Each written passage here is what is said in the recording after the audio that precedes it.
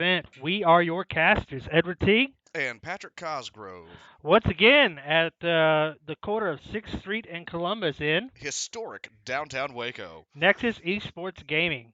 Tonight, we once again featuring a modern event for Friday Night Magic. Our opening event tonight is Corey versus Lucas.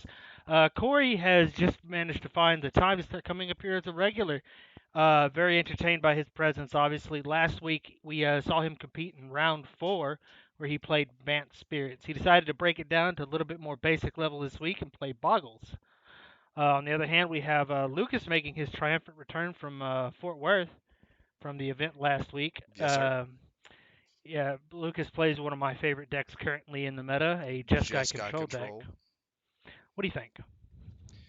I like how Jeskai works these days, especially in a control setup. I also like Boggles. Boggles has always been simple, clean, efficient. Um, there's really nothing wrong with it, per se. I mean, don't get me wrong, it has hard counters, right? And Boggles is one of the few high-end aggro decks in the modern format that actually doesn't do too well against its hard counters. There's nothing it can really sideboard against. You can sideboard against Ensnaring Bridge, but if somebody's just running every board wipe in the game, then they're running every board wipe in the game, and there's very little you can do about it. Same with sacrifice effects, There's a etc., couple etc. things you can do against Sacrifice, though. A ley line would very easily counter Sure, that. sure. Right, but I mean, you have to get Leyline out either first turn or I mean, that is the trick. like that's kind of the hard part. So we've got lands coming out first turn. Kind of looks like some fetches getting cracked there. Recently, I've turned my attention to the fact that I have a bit of a disparity of my own. I haven't been collecting fetches, so I'm gonna have to fix that disparity soon. That's a problem, Ed. Oh, Um, definitely. Uh, I don't know why, but for some reason I haven't been collecting fetches, and it just occurred to me the other day that a lot of my decks are out of meta simply because they can't do the deck thinning that fetches provide. to anybody who watches this stream either currently or in the future and is wondering about that, I know we had at least one viewer last week who wasn't all too terribly familiar with Magic the Gathering. Fetch lands and deck thinning, by the way, first turn. We've already got a Glade Cover Scout out on Corey's end. He both shocked in a land and fetched for it to take 3 damage right off the rip. Whereas our Jeskai control player has cracked a land to go get a Hollowed Fountain. It came into play tapped, though. Looks like he did that at the end of his opponent's turn. But back to the new player introduction to fetch lands. Fetch lands destroy themselves in order to go get another land out of your deck. This thins the amount of cards that are able to be drawn. Whereas playing standard lands only gives so much. You have to draw them. You have to hope they're on the top of the deck or in your hand. Um, on Corey's end, we've got a Hyena Umbra coming out to get on top of the Glade Cover Scout. High Number is one of those enchantments, a totem armor enchantment. It what those were was a series of enchantments. I believe they came out of Larwin. Negative. They came out in original Zendikar. Original Zendikar. My bad. I apologize. Um, I think Larwin because Boggles is Larwin. And that's a Cascade. Lots of good land hitting the board here. That's Oh also a yeah, pretty very island. valuable. But anyway, to go on to the explanation of, Jiminy Daybreak Coronet coming out on Corey's end. This is going to be quick and easy damage.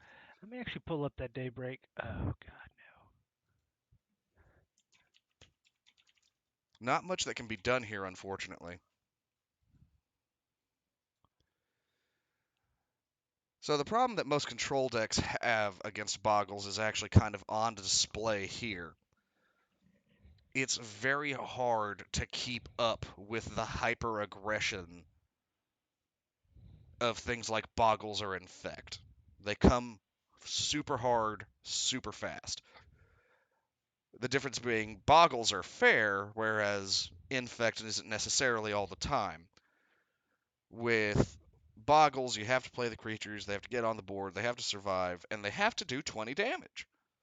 With Infect, you only have to do 10. Looks like a Ranker. It's not a Ranker. I don't know what that is, actually.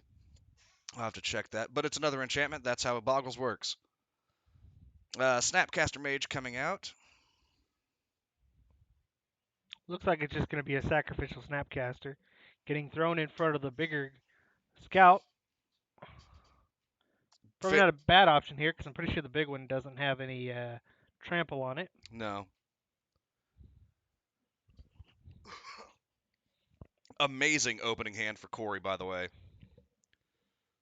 Imperial armor coming out as well. My goodness.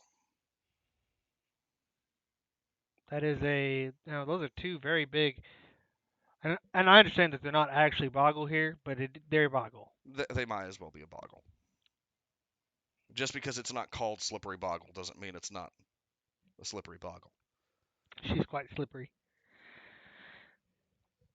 But going back to what I was talking about, totem armor is an effect that allows you to save a creature if it would be destroyed. Basically, if a effect would destroy a creature or And deal there's enough the damage scoop. to destroy it, the creature is that damage is prevented and the enchantment is sacrificed in its place. So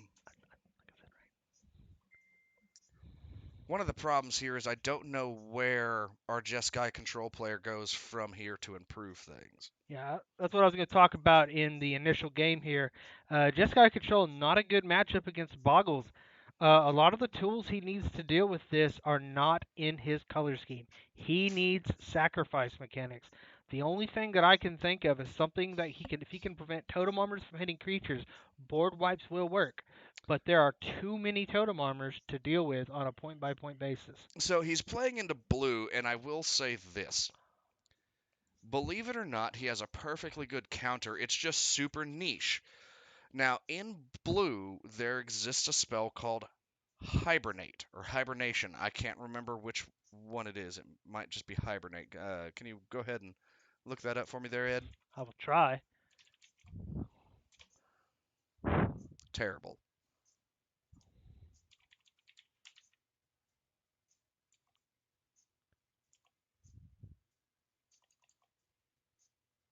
My my co-host here was a nuclear technician in the Navy. Can't spell to save his life. Spelling wasn't a requirement. I just had to know that E equals mc squared.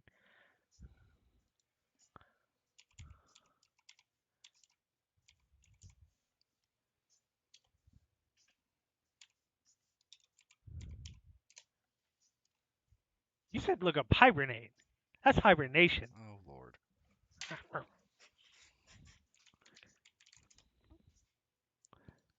So this is Hibernation. Return all green permanents to owner's hands. This hits Slippery Boggle.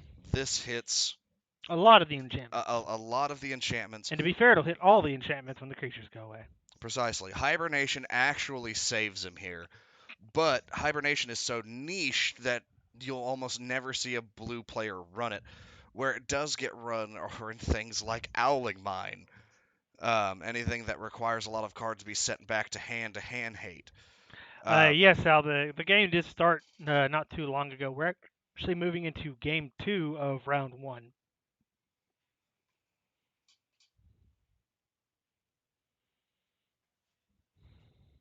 The old art for Hibernation is also amazing. Adorable armadillo monsters.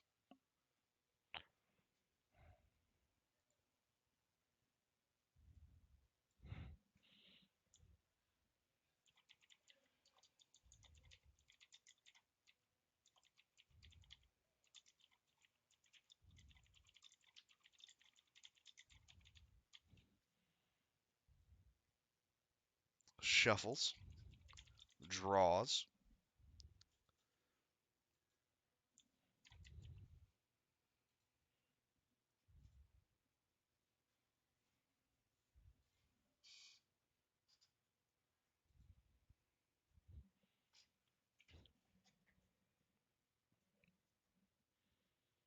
So, hibernation aside, obviously, what does Lucas do? I mean, a boggle can come out as early as turn 1. There's just no way to stop that with counter spells. So, what do? Well, I mean, there's really nothing you can do. Now, I will say that there's the Slippery Boggle. Okay, that's turn 1. That's never something you want to see. Slippery Boggle's hexproof for those who don't know, which means it can't be the target of spells or abilities. And while it might be a 1/1, which is arguably one of the weakest types of. Now, there we go. Engineered explosives. Unfortunately, I don't think he actually has enough to get engineered explosives off for one right now. Reading the card.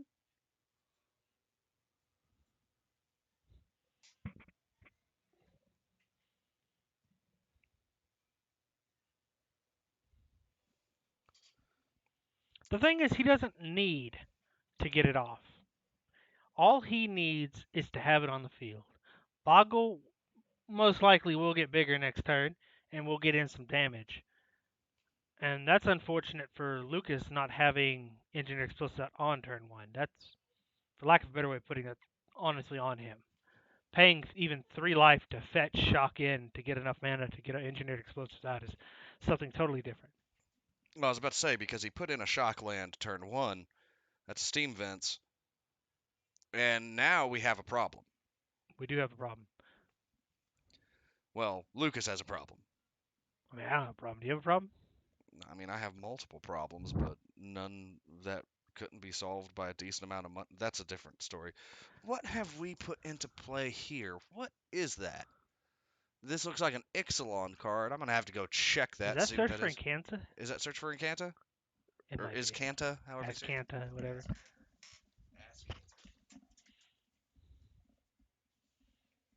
And I see we have a regular now in the stream. Hello, Zesty. How are you doing?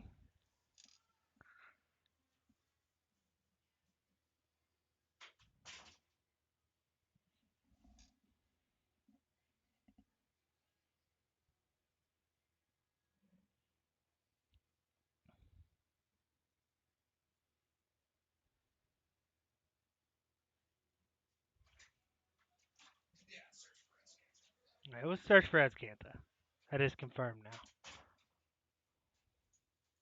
Super interesting card. I love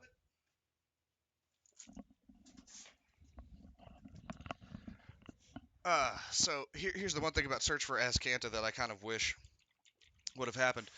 Search for Ascanta essentially surveils every turn. If that would have simply said surveil at beginning of turn, man, would that be good.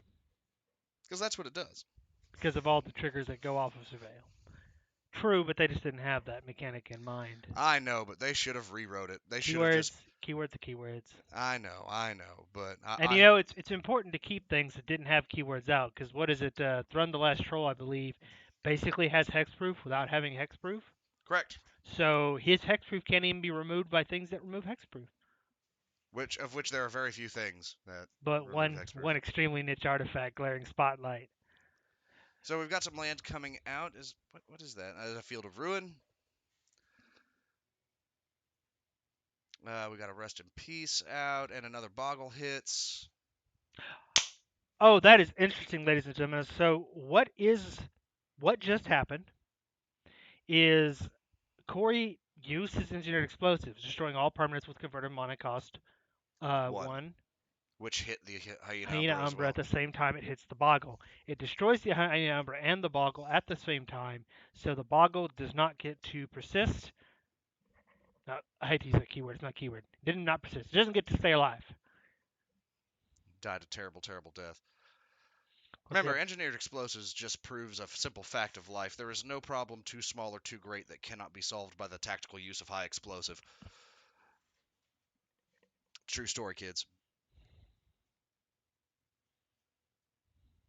Card flicking, card flicking, card flicking, card flicking. Lucas, please stop. It's a control player at work here. Ethereal Army coming out. Another engineered explosives for one would not hurt here. Rest in Peace is on the board. Go ahead and pull up Rest in Peace. Rest in peace. I hate rest. Peace. Rip.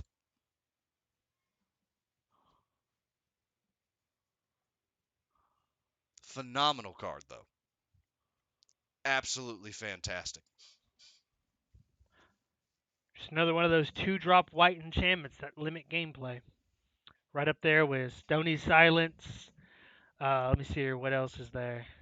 It's not a 2-drop, but it's a 3-drop. You had Ghostly Prison.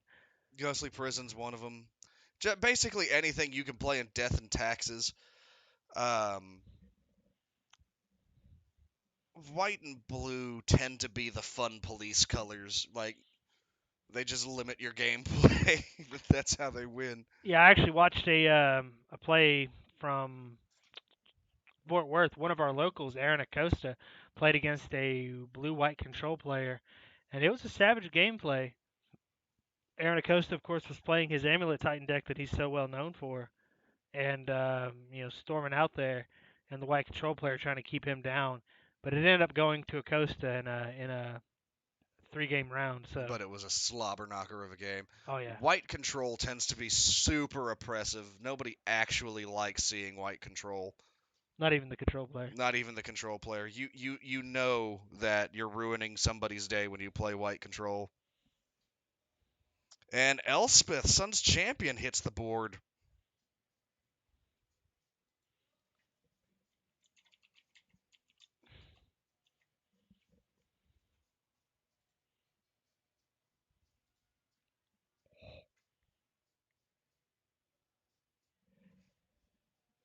Sorry, ladies and gentlemen, I'm looking up Elspeth, but I just found an amazing artwork for Knight Errant. That is, Patrick, how would you describe that artwork?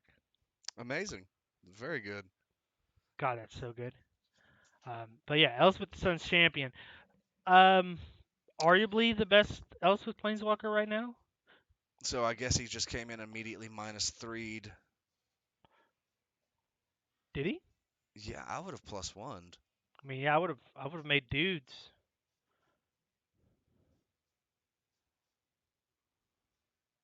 Because currently that's game.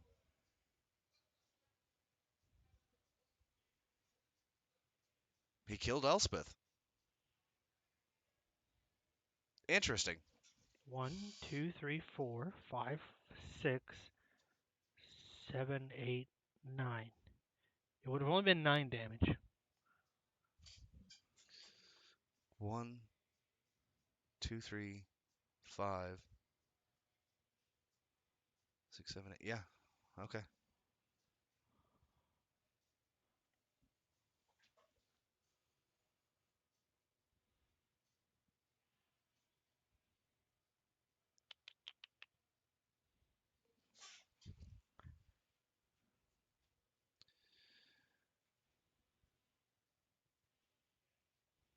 But that being said, Lucas is still in a very tight spot. I do Extreme. like how Corey is spreading out the enchantments to show what is on the creature. That's very polite. It really is. Is this a cryptic command? That's a cryptic command. Counter spell, draw a card. If I were to take a guess.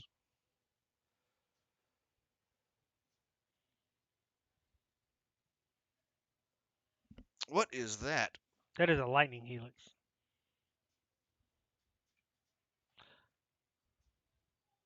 So that was all at the end of Corey's turn, tapping down the boggle. I think in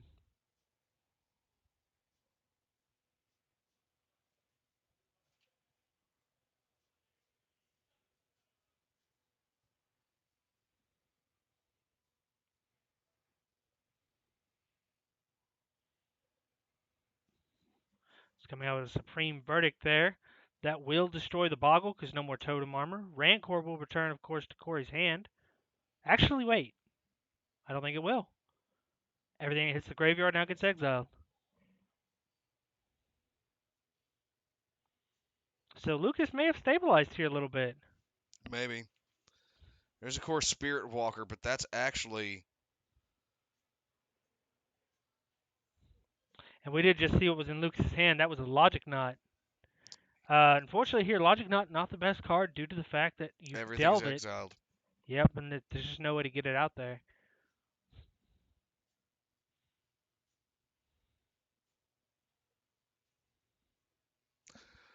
Normally Logic Knot's a great little card though.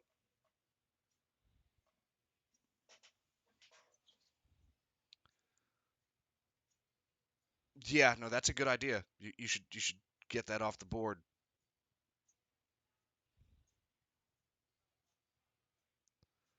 Should get that off the board because it's an engine for drawing cards.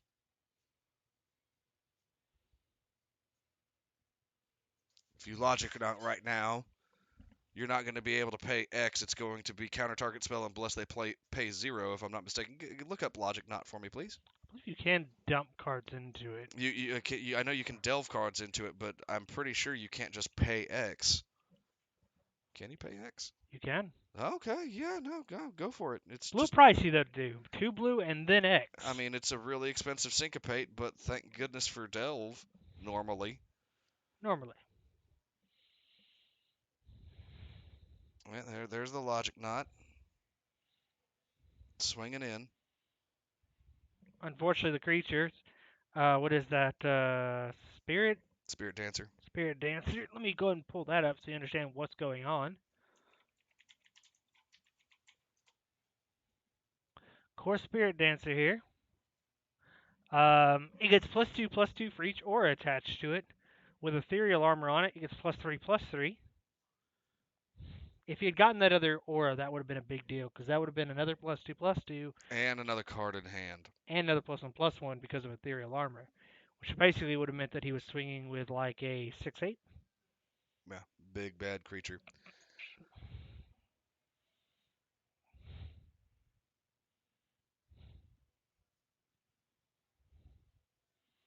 The problem here with Lucas is that now he's basically playing with just the top card of his deck. I mean, he has a card in hand, and I think I know what it is, I but saw an O-ring in hand. I don't know if is that an O-ring or a Runed Halo. I think it's a Runed Halo. It is. Runed Halo, good old limiting card.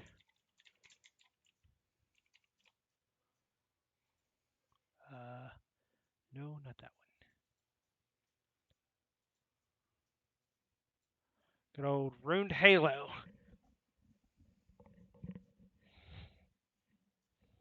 Just the ability to say, I have protection from Core Spirit Dancer. I have protection from Slippery Boggle.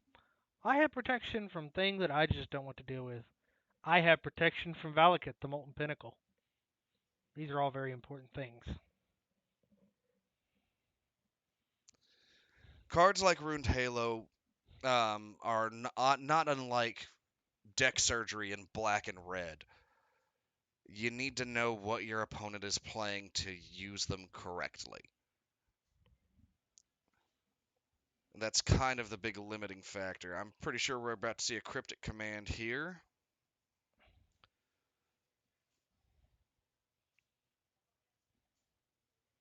Spirit Dance returning, the enchantments destroying themselves. Immediately exiled as well. It's unfortunate there. Lucas basically loses a major functionality that exists in blue-white, which is the ability to replay your graveyard with Snapcaster. Snapcaster is now a dead card in his library. Nope, it's just a 2-1 beat stick now. Unfortunately, he has his own beat stick. Celestial Colonnade coming out. Oh, let's see if I can spell this right.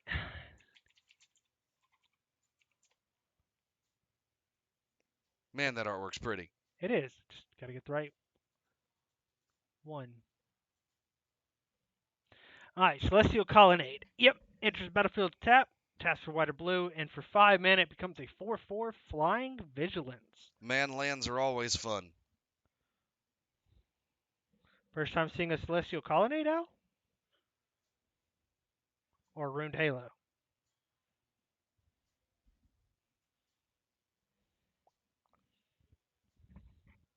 Lucas definitely playing to the strategy of a control player here. I'm not playing on my turn. I'm playing on your turn. Which actually makes you wonder, in a deck that runs green and white, why are we not seeing any, what is that old card that basically prevents you from playing on your opponent's turn? Grand Abolisher? It's a niche sideboard card, but it checks out.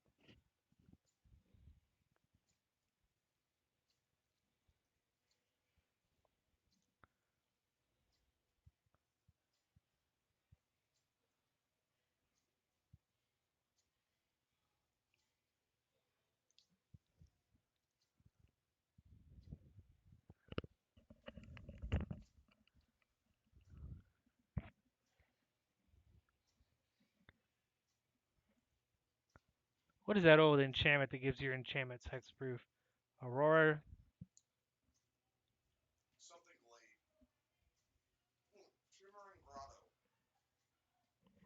Really?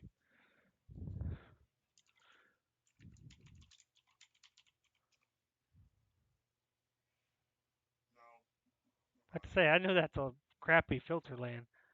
Uh, Something played. Put in played.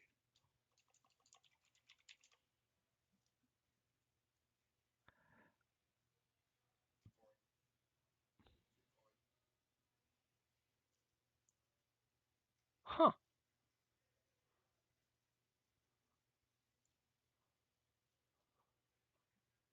Maybe not. No, that's a white enchantment. Aurora something.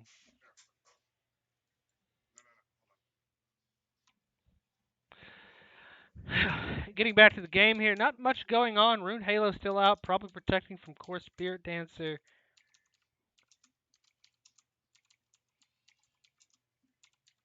I think that was a path coming out there. Uh, pathing the Celestial Colonnade. Uh, funny interaction because you're exiling a man land and letting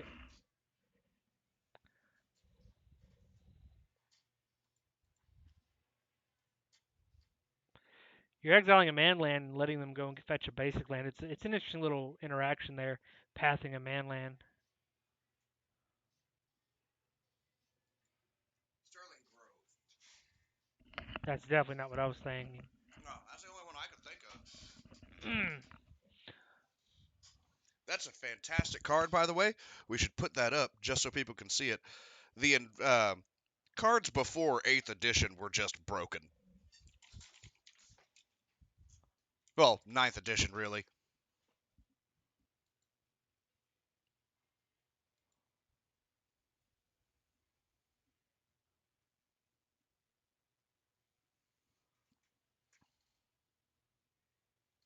I'm going to go out there and see what's going on real quick. There looks to be some confusion.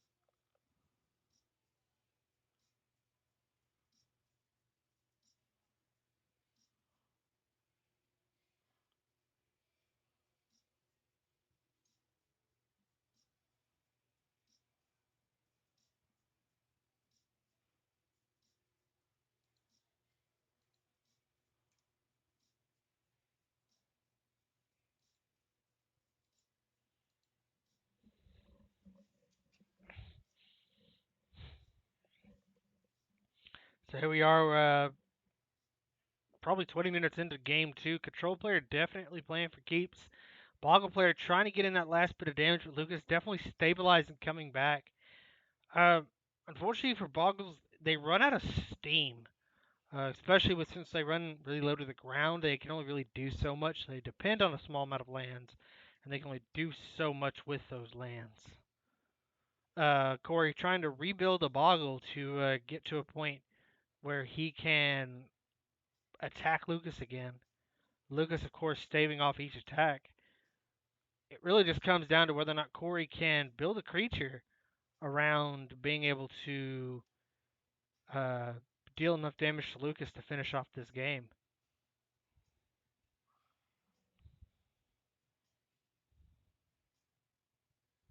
Another cryptic command. I think it's the third cryptic command we've seen this game.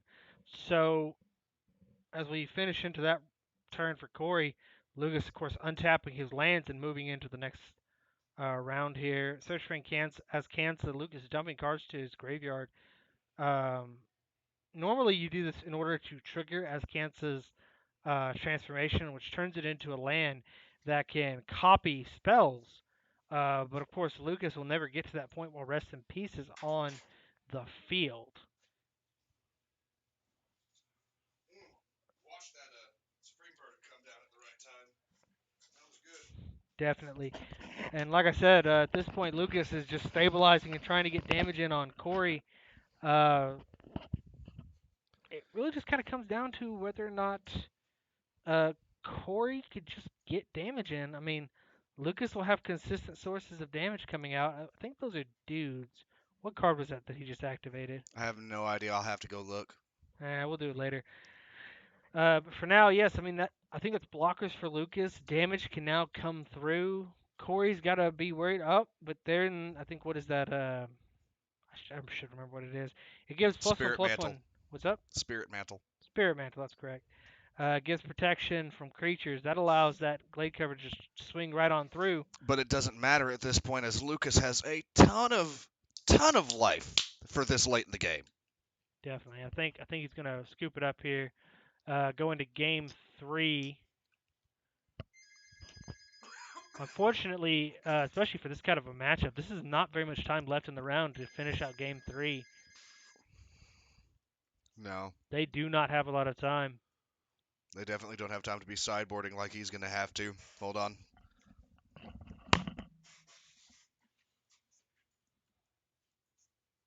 Man, I really need an intercom system if I'm going to be doing this stuff. And for your reference, Spirit Mantle, giving the enchanted creature +1/+1 a protection from creatures. Good card to just get swing through on damage, especially if you have 2-drop enchantment like that. Very, very useful card.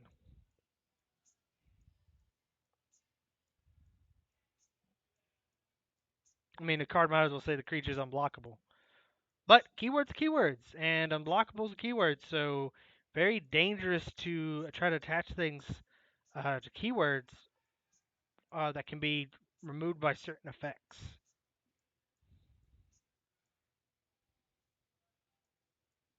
Also, protection of creatures does give it some more versatility because certain creatures have activated abilities that would allow it to deal damage. Okay, that is correct, ladies and gentlemen. For anyone watching, we did have to delay the start of their rounds by about 5 minutes, so we are going to give them an extra 5 minutes to try to finish up. That being said, round 2 took over 25 minutes, and round 1 wasn't exactly slow either or fast either, even though Corey did get a really good curve. Round 2 lasted entirely too long. Boggles ran out of gas and should have given up the second it ran out of gas. I like seeing people cut to the edge though. Sure, that's fine. If you're out of gas, you're out of gas. Embers can be stoked.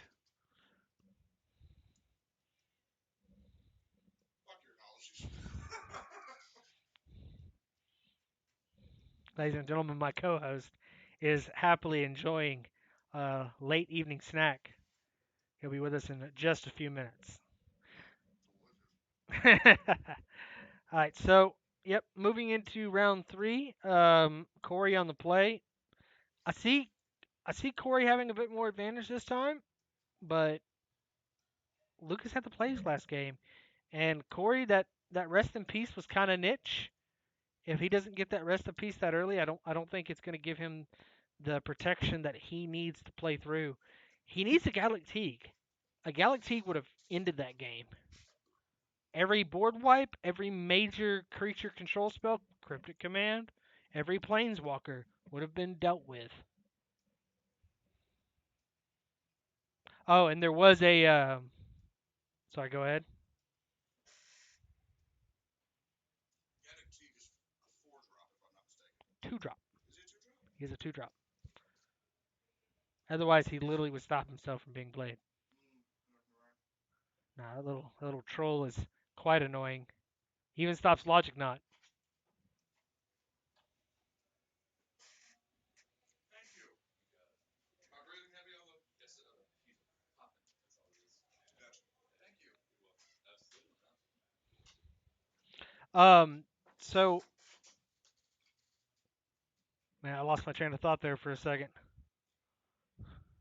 We were talking about Gallic Teague. Yeah, doesn't matter. Fantastic opening. Just absolutely devastating. Ran core and Hyena Umbra onto that's a scout, right? Yeah, it's blade cover.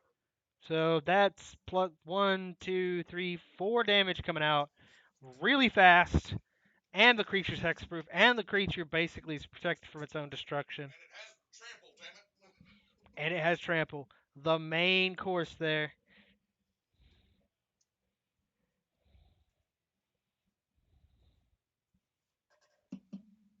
I do wonder why a deck like this wouldn't run Glaring Spotlight. I get that it's kind of niche, but you can't deny its applicability in this kind of a matchup. I will try to deny it. Here's the thing I will say. Glaring Spotlight is almost so niche. How does he want me to put this on? Excuse me, ladies and gentlemen. You might hear some noise here. My co-host is currently trying to figure out how to put a cover over a mic. So I see the engineered explosives coming out. That being said, it's kind of late. So here's the deal, right? Having to dedicate an engineered explosives this late in the game, and yes, this is late, because of just how well protected this 4 damage beater is already. Um, you're going to have to dedicate that engineered explosive to one creature. He still has 2 mana open and a draw engine already in.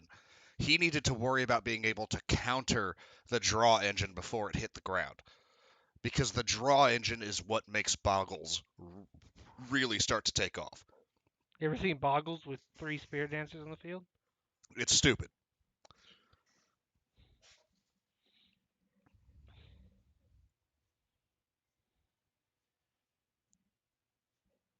He's going to have to pop engineered explosives this turn. If he does not, then that basically guarantees the Boggles victory here. There it is. That's going to get rid of 3 enchantments, but it's also his only real protection right now, and he basically had to tap out to do it. It Rancor's also means that he Lightning Bolt. that will actually solve the problem. No, now Corey has to get a creature out. That works. That is a good application of Lightning Bolt doing something other than punching somebody in the face. Well, it's nice to see a Lightning Bolt do something other than you lose, because you needed to take 3 damage, and I've already hit you with laser birds or what have you. Yeah, and it kind of goes into what I was saying earlier this week. Lightning Bolt, or Red, I should say, is becoming a lot stronger control color. Excuse me, Um, than it has in the past. no, you're absolutely right. We're actually seeing Glade cover coming down. We're going to Logic Knot this. A Logic Knot. Logic Knot for 3. I'm actually surprised he Logic Knotted it with his mana. I mean, I would burn the Lightning Bolt and everything else, but I guess he wants to hold it. Cryptic.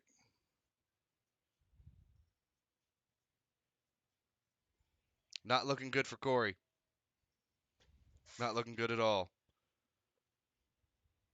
Wow, these turns are actually moving extremely fast. That is a Teferi coming out. That is extremely unfortunate for That Corey here. is going to be a win condition by itself. I think he gets to untap up to 3 mana here. 2. 2.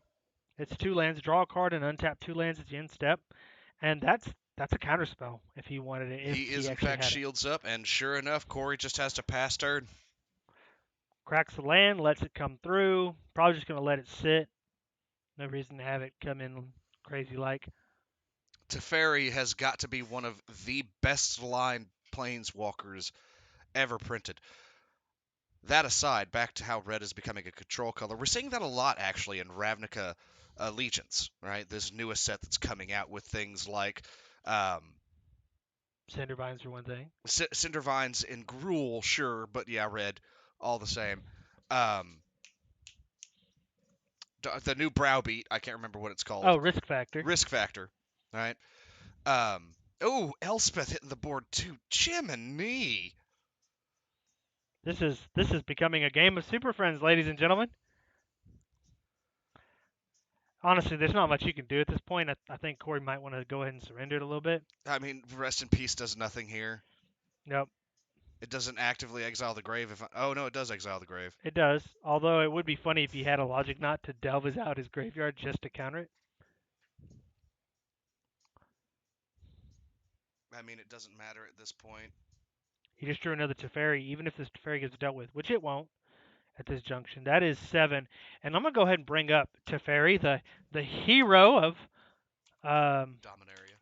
I refuse to call him that. Why? Or it was the true hero.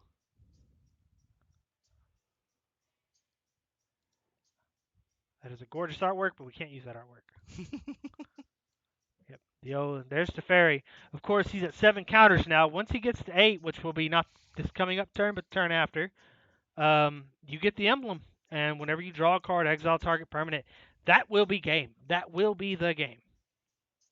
In fact, it's even better. It specifically says an opponent controls. He can't even force his opponent to exile his own permanents. No. I mean, what's even worse is he can actually use Teferi to do whatever he wants here. Elspeth is at 7. Elspeth can ult here and do whatever she pleases. There's an engineered explosive. This is a lockdown board state. This is game. Scoop. There it is. Well played. Very well played. Very well played. Surprising victory coming from the control player, to be honest. We know. No, but well played indeed. Well played. Good job. I'm going to go congratulate our players, and we're going to use the rest of this time extension to get a few things taken care of. I have my Munchkin here this evening, and I got to make sure that he's not causing trouble left and right. He is an adorably well-behaved child, but he does get into mischief. Yeah, well, every little boy does. We'll be cutting to commercial break now, but stick with us for round 2 of Nexus Esports Friday Night Magic Modern Event.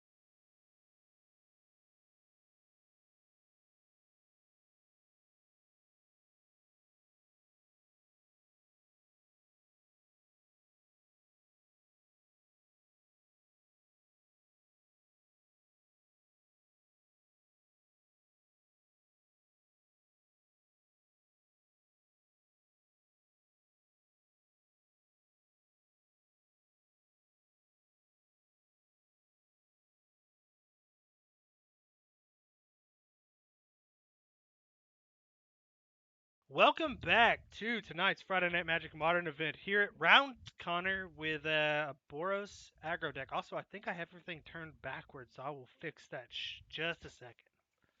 And it looks like we've already done some fetching of lands. We've got a Soul Scar Mage on the battlefield and a Chandra Torch of Defiance. Fantastic Chandra, to be honest. I think that's Chandra Torch of Defiance. Is that Torch of Defiance? Looks like it.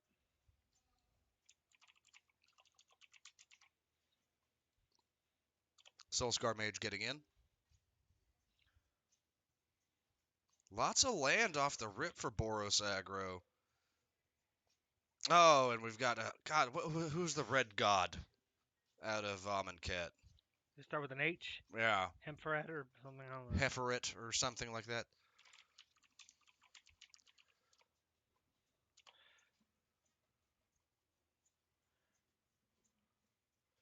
Hazaret. Oh, That's yeah, it. Hazaret. Hazaret.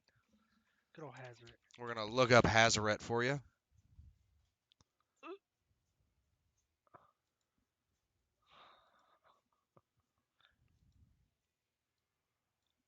Good old Hazaret.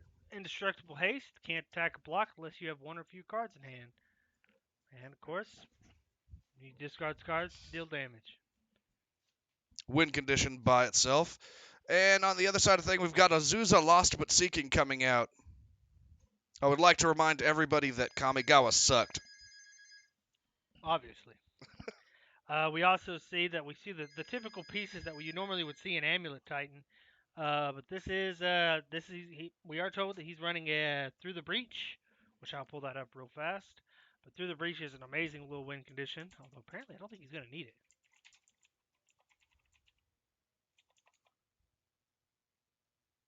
That was correct. Wow, that is an amazing artwork for that card.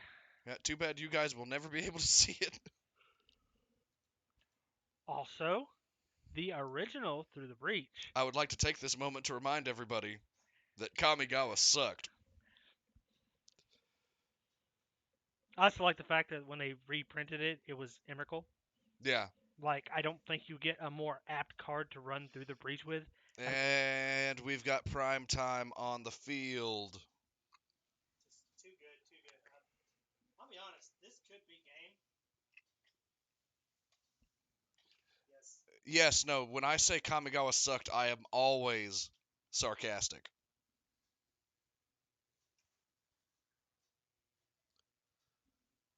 And it looks like my co-host has come unplugged.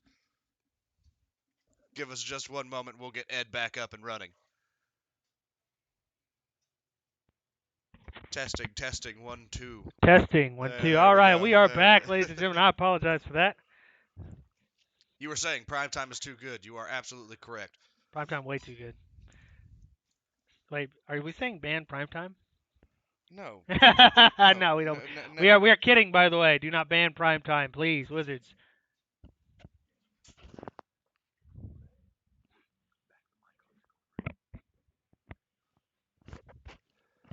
So yeah. Anyway, man, what Soul Scar Mage, Torch of Defiance, Hazaret. I mean, great opener, unfortunately, primetime. yeah, like I. Looks like he threw some damage at him. Not even sure what damage he threw at him. Was that a risk factor? I think it was just a bolt. It was 4 damage though. Huh. Might have been a risk factor. No, he didn't draw. Yeah, he didn't draw any cards. I don't know. I might go check.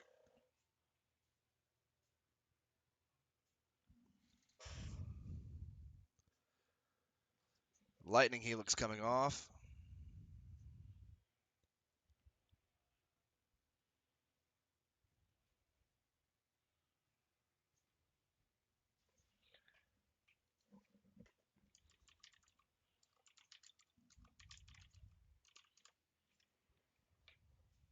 For reference, we will pull up Chandra Torch of Defiance here.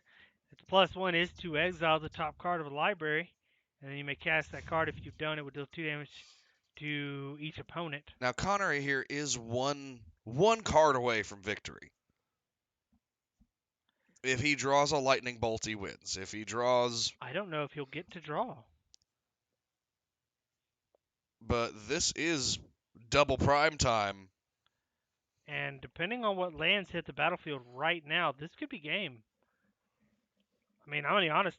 I don't think it's too much from game as it is. Is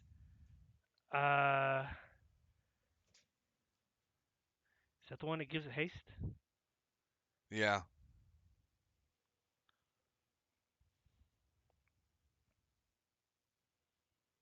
Now he's got to do this all in the correct order because if he's trying to get attack procs off, Looks like his opponent is simply going to assume that he can do it in the correct order and scoop. that being said, it's very much true. Like all that has to go off in the right order. Yeah, no, you are absolutely correct. If you were to run Amulet Titan at a bigger event other than your local F&M, there would most likely be a judge standing over your shoulder making sure that your land drops and the effects from your land drops and the land returning to your hand was done in the correct order to make sure that prime time could actually come into play, get haste, and swing all on the same turn. Now, this is possible to do on as early as turn 2 in Amulet Titan. Now, as far as I'm aware, Breach Titan is basically Amulet Titan with Through to Breach and Emrakul added. What's the big difference, people might ask? Well, the only real difference is the alternate win condition of turn 3ing a Through the Breach and getting Emrakul on the field turn 3. Emrakul the Aeon Torrens coming into the battlefield on turn 3 is game. I don't care who you are, what you think you can do, or what you have done. It has Annihilator. Pull up the Aeon's Torn. It is arguably the most powerful creature ever printed. It's a cool creature.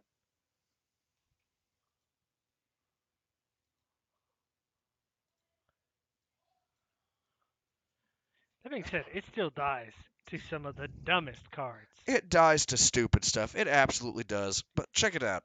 Emrakul the Aeon's Torn cannot be countered. When you cast Emrakul Emrakul the Aeon's Torn, take an extra turn after this one. Now, through the breach, you're just putting it into the field. I don't believe it says cast, so I think you're okay. Flying, protection from colored spells, Annihilator 6. When it goes to the grave, you shuffle it back into your library. Emrakul by herself. Herself? It is, I think, considering itself a she in Shadows over Innistrad, Eldritch Moon. I believe it. I believe it takes on the feminine. Um, Emrakul by herself not only provides a win condition, but actually just by existing in your deck protects you from a win condition. You can never be milled so long as you don't draw Emrakul. You just have to keep shuffling it back into your library. Very much so. And anything that would give you a discard mechanic would just be very powerful. The ability to just discard it and reset your deck is phenomenal. Just not being able to lose to a standardized win condition is exceedingly strong. 2 Soul Scar Mages in play and a Gem Mine on there as well. And, oh goodness, that's that search card from Ancient Stirrings. Ancient Stirrings. Thank you. Of course, he's going to grab a Amulet of Vigor and get it out. A little late for Mikey. That's a Amulet on turn 2 and nothing to do it with.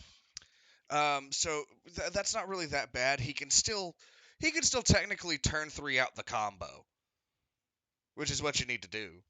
I don't like what I see here. Connor has 3 mana open. And nothing Doesn't to do use with it. Doesn't pump his dues. Doesn't do anything.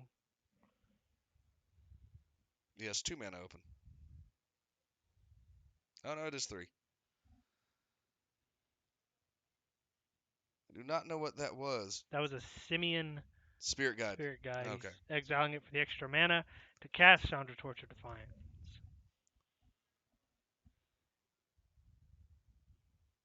Mikey might have kept a weird hand here.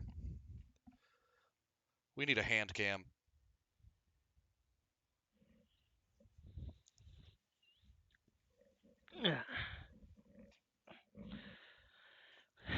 So what is this? Moving into I think turn 4. Mikey trying to get his mana situation sorted out here. Connor getting in some easy poke. Uh, But nothing big. We'd expect more from from, either deck. yeah, by this time, usually. Oh, Lord, what was that? That's through the breach. That's Emrakul. That's game. That's That's every permanent he controls and 12 damage to the or 15 damage to the face. yep. I mean, I think it will still go away because of through the breach. Don't you sacrifice the creature at the end of your turn? I do believe so, But that but is 15 damage. Couldn't be stopped. Resets your board state. Nothing you can do.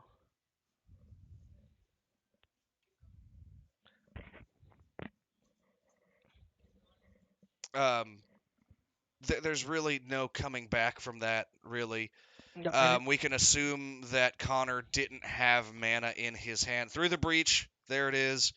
That's game, ladies and gentlemen. That was breach going off turn 4, and that is terrifying. devastating. Maybe we should call it Emrakul Breach instead of Titan Breach. No, I mean technically it's an Eldrazi Titan. You think you're funny, don't you? I mean I'm not wrong. So I want And to take a moment because that's it. If I Omega Lull is yeah, yeah. that's pretty much the round here. Yeah, no, So that is in fact the round. I want to take a minute to point out something. Remember how I was talking about red becoming a big control color, and I have also mentioned green becoming a powerful utility color. I'll be right back. This right here is what I'm talking about. The level of utility you're getting out of green right now, and I don't even mean right now because these cards have been existing for a while, but that is a devastating amount of utility. The ability to filter out lands, get the extra resources in a game so dedicated to tempo. Simply being able to go, I can get more resources than you, thus I automatically out tempo you, is a devastatingly powerful mechanic. And I just don't really know what direction Wizards is going to go with their color schemes, but the fact that red is becoming control and green is becoming utility means that Gruul is possibly going to become a very powerful control deck, which is really weird to think about. If Cinder Vines has anything to say about it, then yes. I watched somebody get 3 Cindervines out. Every spell his opponent casts to try to stop him, just bolt, bolt, bolt. You can't do anything. He even Um, tried to, I think, so real quick, we do have Mikey here. We're both gonna give him a big shout out and congratulations for actually pulling off a turn 4 Emrakul. We've seen a lot of Amulet Titan decks here. We've seen a lot of attempted through the breaches, and none of them on the past 4 Fridays have actually gone off when they're supposed to. and the fact that it was not only just the fact that through the breach type style deck, but you got out Emrakul itself. Yeah, That's well the real done. big kicker. Well done. A, So we just a wanted to Titan congratulate is the other. powerful. An Emrakul is devastating. So well done. We just wanted to let you know. It was fun to watch. Everybody liked it. At the same time, though, well, it doesn't matter. I mean, I have time to smoke a cigarette. I'm not going to complain all too terribly much. But my goodness,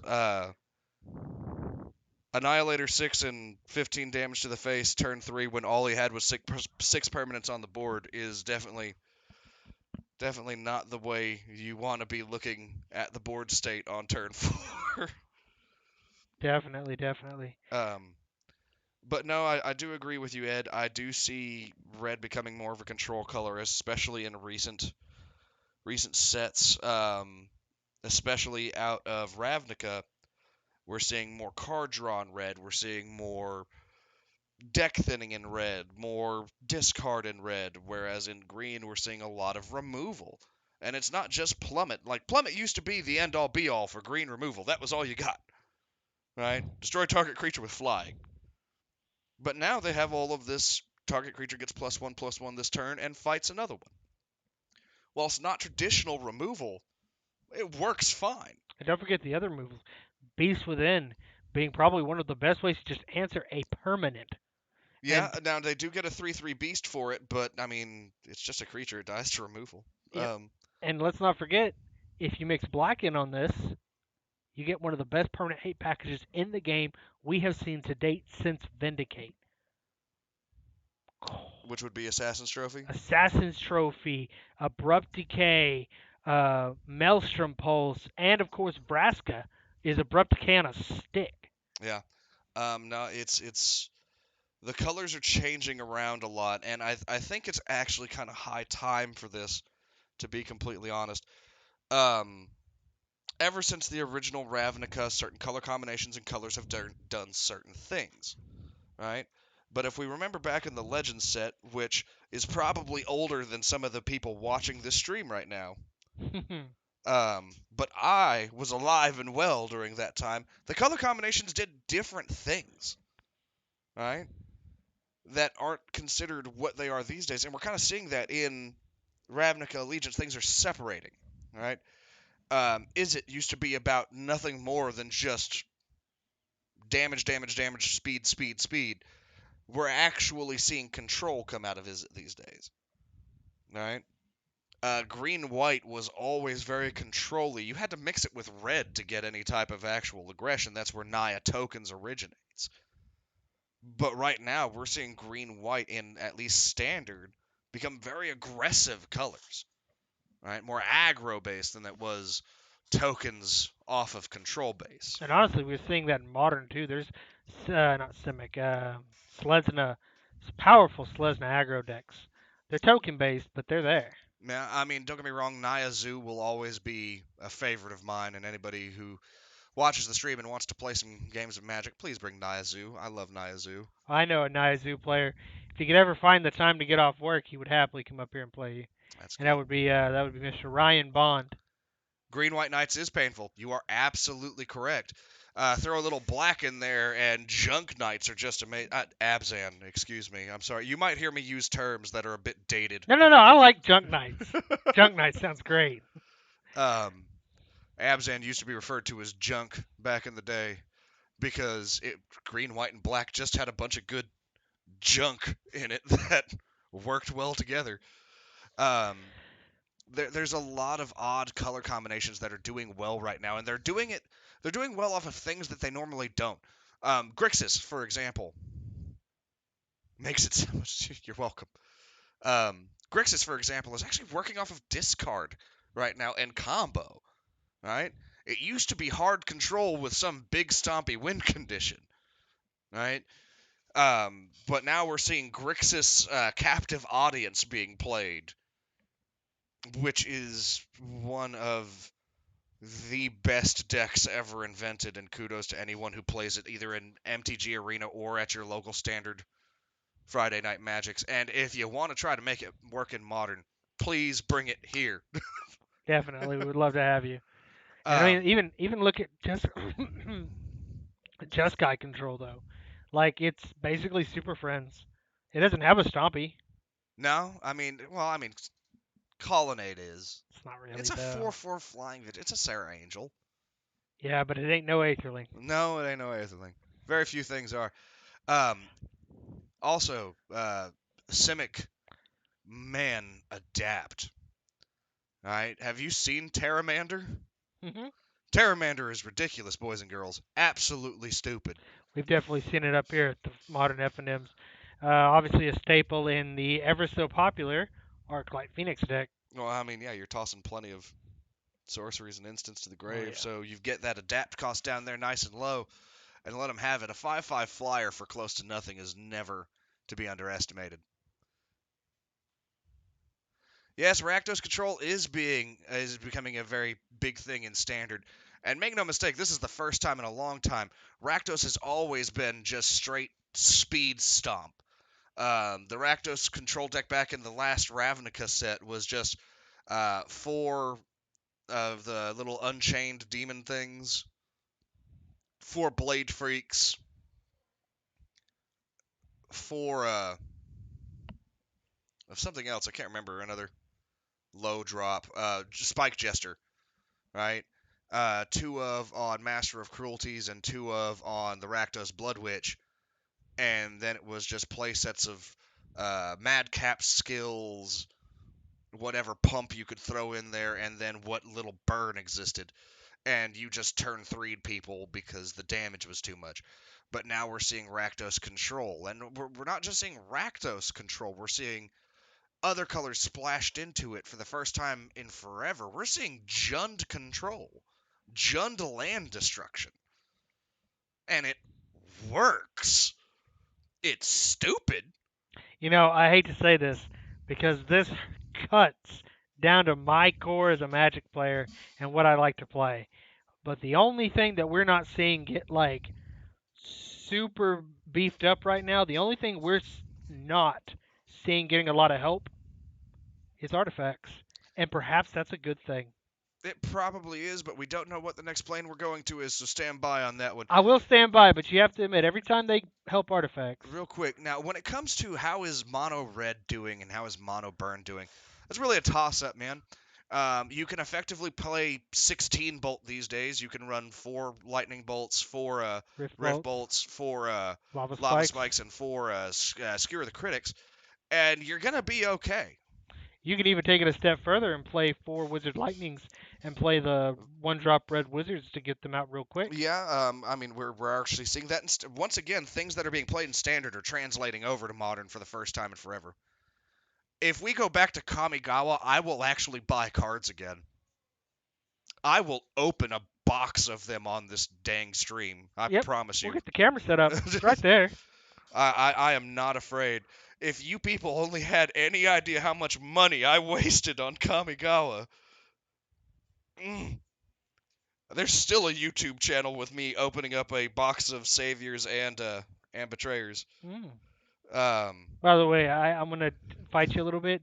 You didn't waste any money on I Kamigawa. didn't waste a penny. No, I loved that set. It was one of the greatest block constructed standards of all time, and nobody appreciates it for what it was. People, you know what? You know what? It's like living. People in Magic right now. It's like living in someone's house and not being appreciative of living rent free. Everyone uses staples from Kamigawa. Everybody says Kamigawa is bad. You people are wrong. Yeah, no, if Kamigawa sucks so much, quit using Through the Breach and Azusa Lost But Seeking. Bet you won't. How about anything? Glass spinner. Oh, Yeah. Now, if you'll excuse us for just a moment, we'll be back probably before the next round begins. I'm going to step out and take care of some business, and we will see you soon. we'll be cutting to commercial break. So stay with us for round 3 of Nexus Esports Friday Night Magic Modern Event.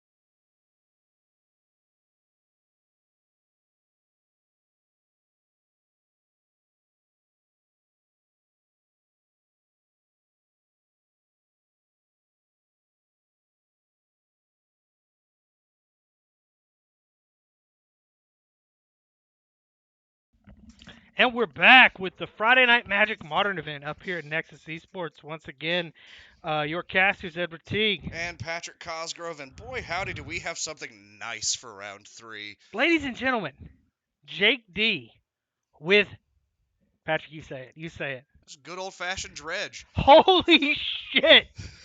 And excuse my French. Dredge. Oh, it is backwards. It is, in fact, backwards. We need to fix that. I don't understand who keeps messing with this camera, and I'm going to punish them for this. Thank you for that. But yeah, we're going to get some green on green. Well, one of them's kind of Golgari, but It's more than Golgari. Huh? I know it's more than Golgari, but that's one of the base colors. Base color combinations, excuse me. So we're going to have some just good old-fashioned green stompy versus Dredge. And yes, you do. Thank you very much. I'm excited. I haven't seen Dredge in the better part of forever. It's not super popular. And to quote Star Wars, it's an old meta, but it checks out. You know when the last time I saw Dredge was? No, when? I wasn't even qualified shutdown reactor operator on my first ship in the Navy. And I've been out of the Navy for 4 years now, ladies and gentlemen. My God. I think the last time I saw Dredge was back out in California. Was that why you were moving bombs around? Yeah, that's back when I was still in the Marine Corps myself. And we played at Cry Havoc Games out in 29 Palms, which is unfortunately no longer with us. And ladies and gentlemen, at that point in time, I would like to remind you, please support your local game store, because without your support, they fail and fail quick. Which, of course, on that note, we are located on the corner of 6th and Columbus in historic downtown Waco, Texas, at Nexus Esports. We'd love to see you. Getting back to the game. We are just starting up. Looks like they're finishing some shuffles. We don't want to be late like we were on the last game, and we will once again apologize for that. Though we didn't really miss a whole lot. Emrakul came out turn 4 as planned eventually, and that ended it. Down to 5 is annoying. But, Actually, believe it or not, not. Not with Dredge. No, it's annoying, but annoying for gameplay purposes, or time anyway. But no, it's not uncommon for Dredge even. When it comes to Dredge, you kind of want to see it. All right, so first turn Elf. I don't think you get more standard of a opening green play than first turn Elf.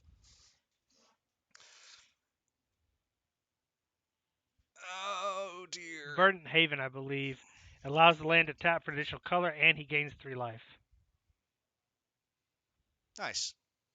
2 life. 2 life, my bad. 3 life would be really good. Well, there is one that does that, but it's 3 mana. All right, and what do we have coming out here? Cathartic Reunion.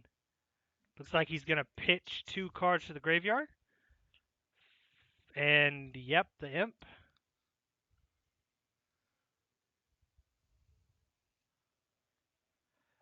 Ladies and gentlemen, to explain what's going on, he is dredging. Patrick, would you like to explain dredging? No, go for it. God, Patrick, why do you gotta put this on me? Okay, so Dredge was a really old mechanic from original Ravnica. And boy, people did not understand it at first. Basically, if you would draw a card and you have a card in your graveyard that has Dredge, instead you mill the number of cards on the Dredge card to return that card to your hand. It was a recurring mechanic. The thing is there's lots of power that you can put in a graveyard and utilize. So people very quickly picked up on dumping cards to your graveyard that did things when they were in your graveyard. Example here is Prized Amalgam. I don't know what these 2 blue cards are. Oh, it's something amoeba. It's like Necromoeba or something. Macromoeba. Yeah, let me pull Necro up first here.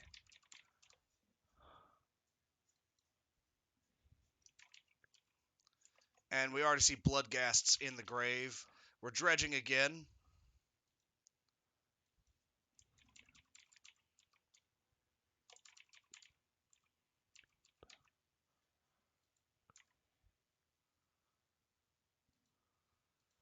Prized Amalgam in play. It's off the cuff. Necromoeba, which got a reprint in Guilds of Ravnica. Yeah, if it would be put into your graveyard from your library, you may put it into the battlefield. Which, if you dredge it, that's putting it into the graveyard Yup. from your library. The other, of course, prize amalgam.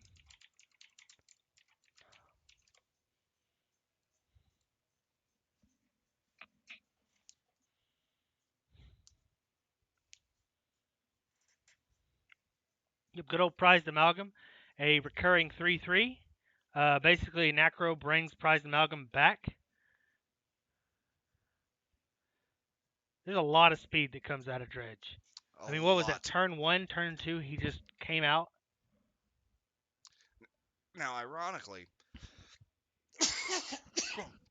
excuse me, Dredge is actually still relatively weak to one of what is considered the worst win conditions in all of Magic, And that would be Mill. and that would be mill. They're already milling themselves, and they will search for things. And trust me when I say that a archive trap, is that the one that Yes. mills you, right? An archive trap absolutely ruins a Dredge player's day. It can get you really low really fast. Your deck becomes your life total in Dredge, and it becomes it quick. The other, of course, the big play is the fact that because White's so prevalent, we saw it already tonight. Rest in Peace single-handedly kills Dredge. Luckily, Dredge is played in green, and there's plenty of things that just get rid of enchantments in green. And Leyline of the Void does it as well, though Leyline of the Void is a little bit harder to get to. Leyline of the Void is a fantastic niche card that I don't think gets the credit it deserves. Oh, I'm However, sorry. TCG player gives it plenty of credit. how much is it on TCG Player? We're seeing more dredging happening here.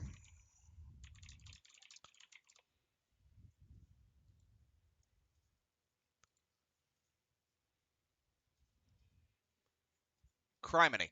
Yeah, it's probably the most expensive Leyline out right now. $42.23. My goodness.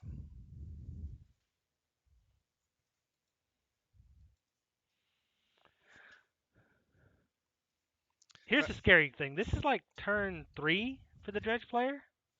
Yes. He's just going to keep doing this. Just keep going off.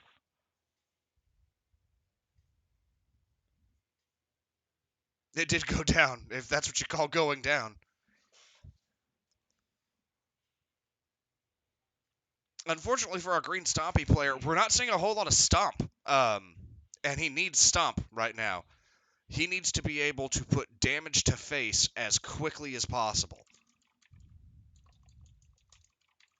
We are seeing a Boar Umbra in play. Oops, let me actually get a better version of that real fast, ladies and gentlemen. I apologize. Boar Umbra, it's a totem armor card. We've seen that in Boggles. Keith likes to play it to protect his creature. He did basically make a 8/8, but like you said, for a green stompy, not very stompy. Well, I mean, 8/8 is all well and good. It lacks the green keyword that makes creatures dangerous. Trample. It lacks trample. A Rancor would be so much A better right now. Gigantosaurus seeing play. Now, Gigantosaurus is interesting. It came to us from Ixalan. We also see a Vivian in play, which is Actually, it wasn't. It's themed from Ixalan. You're right, but it was actually came out in M19. It was a weird little card, a 10/10 for 5, retarded card of economy. But it came with the inherent weakness that we've already pointed out. No trample. it has no trample. Not that trample is necessarily hard to get. We see a Bloodghast coming into play here. That's going to be played from the graveyard, so he should be getting those prized amalgams back as well, if I'm not mistaken. Or did he play that from hand? He had to have played that from hand. Bloodcast doesn't come back to the field unless your opponent has 10 or less life. I Ah, think. I might be wrong. Let me. Oh no, it's landfall. It comes back to your I don't know. Double check it. Bloodghast. Savage little vampire. Also, if you happen to have a play set, you are in the money at this point in time. If we go ahead and check TCG Player for Bloodghast's original printing,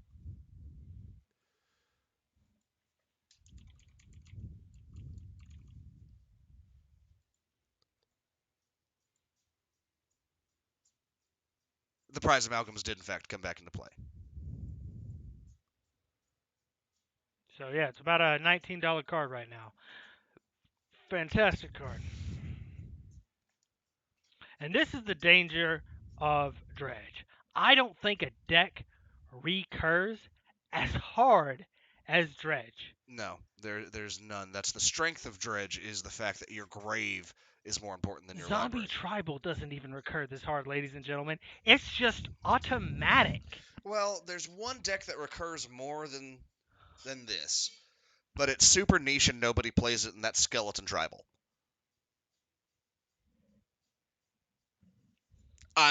Don't look at me like that. It exists. We both know it exists. I'll admit that skeletons do have a retarded amount of built-in recursion, and we are seeing play that skeletons are getting support as a tribe. I think scary, spooky skeletons though is going to still a bit of a far way off. Oh yeah. Okay, we've got the Nurturer coming out. Now this is an interesting card. May when the Nurturer came to us in M19, or either Dominaria or M19, I can't I think it was remember. Dominaria. Great mana ramp card, great elf. Um, Unfortunately, I don't see a lot of elf in play here, so not gonna get the mana you really want out of that. And unfortunately, there's a. Thank you for that. Um, he's just got chump blocks for days, unfortunately. Yep, Necromeba just so powerful as a mechanic.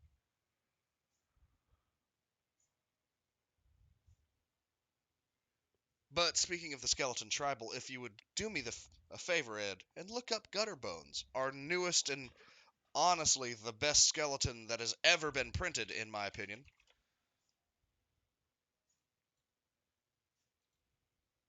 Huh. That's Well, good. unfortunately, I can't get you a good resolution for that card, so I apologize. But yes, Gutter Bones, very powerful little card there. Definitely the beat stick that Skeleton Tribal would need if it ever gets off the ground. Yep. It's a 2-1 for 1. Sure, it comes into tapped. Most skeletons do. You know what they could do? Hmm, For sheer flavor, bring back fear, but only giving it to skeletons. that'd be nice. That way we have scary, spooky skeletons. You're terrible. Come on, you know you want it. Ah. More dredging. You're going to have to get used to that. That's just kind of how it works. That Necromoeba is going to come into play. And when it does, it's going to be bringing back things for days. A lot of people would be happy. I wouldn't be because, my God, the memes. There's a lot of resources being. So they're not being dumped, they're being accumulated. And it's really important.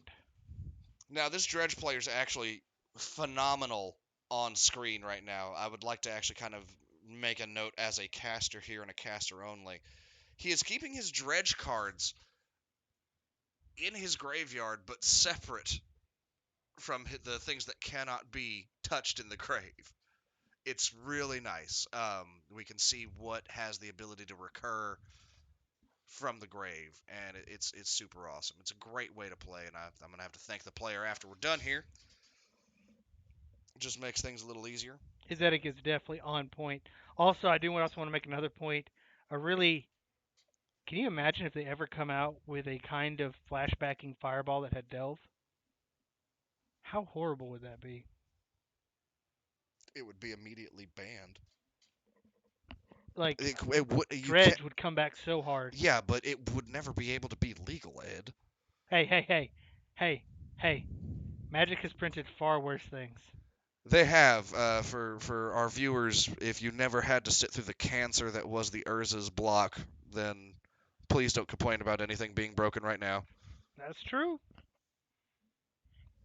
Not even Kaladesh was as bad as Urza's block.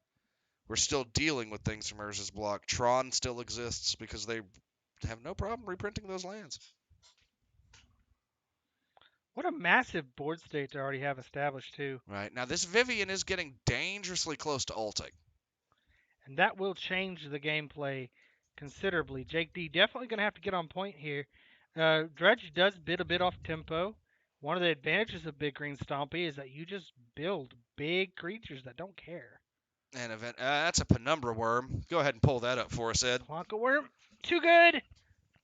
Too good. Which card is so broken? I have no idea which card exactly is so broken. Please specify. Yes, Shrimpy. We want to hear what you have to say.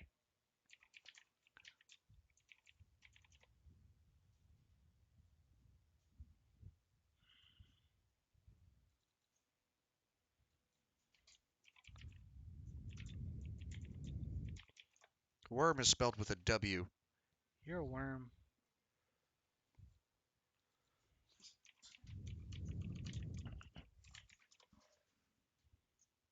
Mmm. So good. For card art reasons, I'm going to bring up the original printing from, what is that, World Lake? Yes, sir. That being said, Blanca Worm recently reprinted an M19 as a rare. Yes, it was. Well, it deserved to be a rare. It It's a was. 7-drop, 7/7 trample where you gain 7 life, and if it dies, who cares? Can you say 7 any more than that in one statement? Don't complain. Well, basically every card in Urza's was broken. Um, in fact, little known magic history fact, after the Urza cycle finished being printed and sold, the design team behind it were told by Wizards of the Coast, do not do this again or you are all fired. How many cards did they ban out of Urza's block as it was being released? I mean, the first one that comes off of my head is part of Power of Nine, Tolarian Academy. But wasn't there like 15 cards total? Yeah, it was pretty ridiculous. Like, no, ladies and gentlemen, you have to understand, we're not talking like as they rotated out. No. You went to the store, you bought a pack, you opened the pack, and you were sad about getting these cards, not because they were weak, but because they were banned. No, they were incredibly strong, but the problem was they were incredibly strong. Tolarian Academy, for example, is a legendary land that taps and adds 1 blue mana for every artifact you control. But back in the day, when there were 0-drop artifacts for days, this thing quickly produced a ton of mana.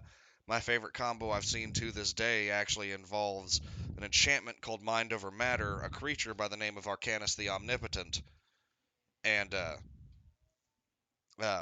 Tolarian Academy with a bunch of mana eggs and whatnot. Mind Over Matter is an enchantment that I wouldn't mind seeing being reprinted and brought back. I think it would add a lot to the modern format. Over Mind of Matter. What is wrong with you? Once again, I apologize. My co-host can't spell. I can't spell, so I don't want to spell. Now, I know what y'all are thinking. 2 and 4 blue. Pat, are you crazy? Look at that effect, ladies and gentlemen. Choose and discard a card, tap or untap target artifact, creature, or land. Ridiculous. Literally a card that simply, as the title suggests, you now control everything. Did Jake D in a bit of a tough spot here? That Plonka Worm really turned it around, I think. A Well, creature. we are seeing Stompy, and I mean, unfortunately, once Green Stompy reaches levels of Stompy, that's basically it. Kind of get stomped. Yeah. Jake D had a really good opening start there. You saw the tempo come out. Honestly, he probably should have just been swinging around. Like, it doesn't matter. Your creatures are going to come back. Quit leaving open blockers. Like, I mean, I would have just left the macro amoebas broken, forced blocks for any type of mana ramp that's on the field, but what is going on here? Is he attacking?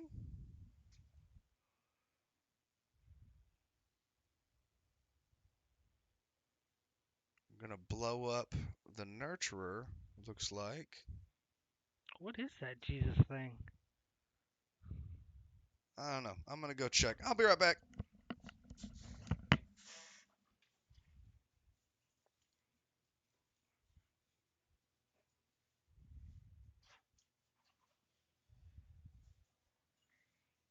We got more dredge action going on here.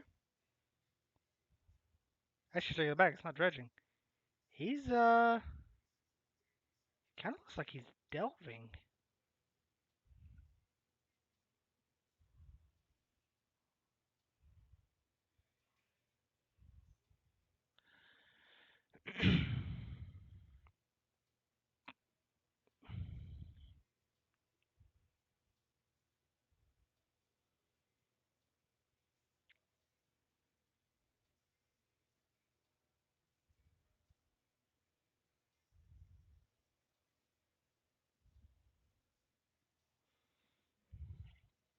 Going back to Keith here, a lot of counters in that Vivian. Vivian Reed, interesting little green planeswalker one up out of M19, which I'm gonna try to pull it up. Unfortunately, it's probably gonna be poor resolution. But yeah, Vivian.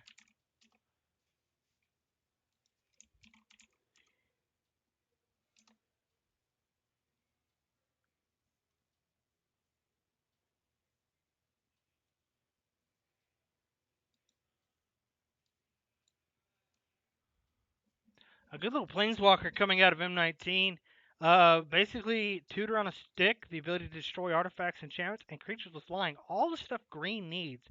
And then at top, -8 to just absolutely obliterate your opponent with a powerful mechanic. I think they're scooping up here. We'll get the results of what happened, but I do believe that Jake D basically conceded. Vivian was at 8 counters, so she will -8, giving Keith the emblem he needs, and all his creatures have basically a permanent overrun, trample, super powerful, indestructible, like wall of untouchableness. Already, Jake couldn't get past the wall that Keith had, and that wall was about to become overwhelming and overpowering. So I'm pretty sure that Jake D just scooped it up there. And we'll be moving into game two. Kind of a good show here.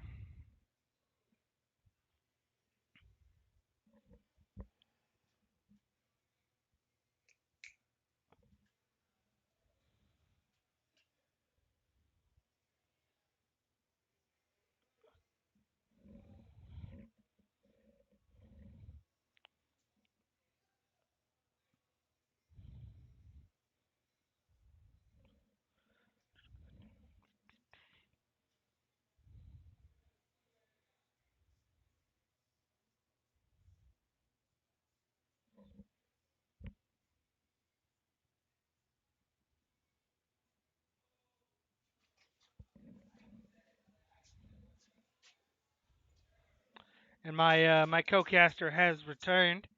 Um, Perhaps he can fully explain what we were just seeing there for a second. Well, first off, Patrick, what was the card that you went out there to investigate? Dark Blast. Dark Blast. Good old Dark Blast. And I'm guessing that what happened is it went back to Keith and he ulted Vivian, and Oh yeah, Jake D was like, okay, we're yeah. good. No, you can't stop Vigilance Transmitable and Indestructible once Green Stompy gets Green Stompy. Um, I actually Viv. stopped it the other day, but it was with a really niche combo. I mean, most of your if Vivian goes off, most of your um board wipes aren't going to work. Because destroy all doesn't matter if they're all indestructible. True, minus minus would work, but that obviously not playing mutilates probably doesn't want to. With he is technically an aggro deck. Dredge is a kind of aggro deck. Yeah. I mean, don't get me wrong. Dredge has the natural advantage in that where you can board wipe your own stuff and it's okay. It's going to come back anyway. But you'd still rather not. You'd rather have your aggression on the board. Um, I actually only beat it by a niche combo. I had a Grand Architect, Sword of the Meek, and Thopter Foundry out, and I went infinite. Uh, as he swung, I just made infinite Thopters, made a wall of like 1,000 Thopters, and said no. right, right. But that is a very niche way to deal with it. Yep. But while they're shuffling, because it looks like somebody's going to do a power shuffle here, which Jake has actually a second power shuffle. I don't blame him. He went through basically his entire deck. He almost decked himself in his last game against Control, which isn't surprising. Once again, he agreed with me while I was out there talking to him that your library quickly becomes your health bar in Dredge. Um, so while this is happening, I would like to go over a few other things with our Magic players and people who like it. With a new modern set and modern only right around the corner, there's a lot of things that are about to happen to this format. They've already spoiled a few of the things that are coming out that are both new and old, including but not limited to Oubliette and Astral Slide. Ed, what would you like to see reprinted? Keep in mind, they are grabbing cards from Legacy and Vintage that they have approved for Modern. Well, naturally, I would like to see a reprint of Ensnaring Bridge, only to get its cost down and make it more available. Uh, I would definitely like to not see a reprint of any Urza land. But there was a card from Uh, 7th edition that I'm trying to remember what it was. It was so good. Actually, it might not have been 7th edition. It might have been right before 7th edition. What was that block? right before 7th, I believe that was the Invasion cycle. Was it Invasion or Odyssey? Look it up. Uh, that didn't really help me for the card it was, but there were cards out there that I was like, if only Modern went back Don't, just a little don't bit. get me wrong. If we go back to Invasion, Patrick wants to see Kavu. We haven't had Kavu in forever. You know what? I actually, before I even mention, I know what I want reprinted because it's not overpowered, not in Modern. Vindicate. It is not broken in Modern. Agreed. We've already Real quick, seen that it's not. we are going to see some dredging coming out. Turn 1 dredging too, very good. Then get the Faithless Looting. Yep. Yeah. So Faithless Looting doesn't work exactly. There you go. So what basically happened is he wanted to start dredging, but you actually have to do the drawing before you get to do the discarding. So he's actually going to go ahead and move into that cycle there. Unfortunately, hitting a lot of lands here. You don't need the lands necessarily, but they sure as heck help.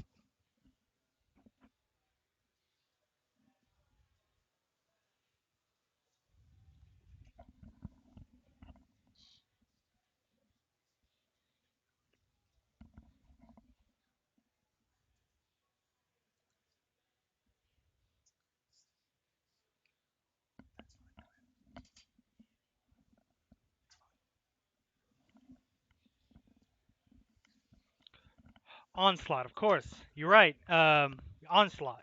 The Onslaught block. A lot of good things coming out of Onslaught that I would love to see brought back into Magic. And honestly, Odyssey's also technically in there if I were to go as far back as 7th edition. Torment. My God, Torment. So many good things that could come out. And this is Dredge going off, boys and girls. Just, what is this? This is a turn 2, right?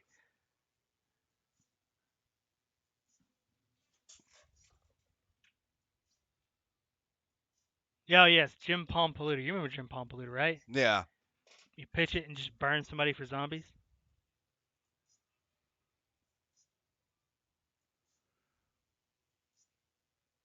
My God, that's a lot of damage coming out fast. I would love to see Gem Palm Polluter reprinted. I would love to see any of the Palm guys make it back. I would love to see Cleric Tribal be a thing again. My goodness, I remember that one. Jiminy from 20 to 7 in one turn. I think Keith's just going to scoop it up here. He's like, nope, Yep. nope, I see the power now. I see what you're trying to do. Whew, Dredge is fast. Or at least it can be.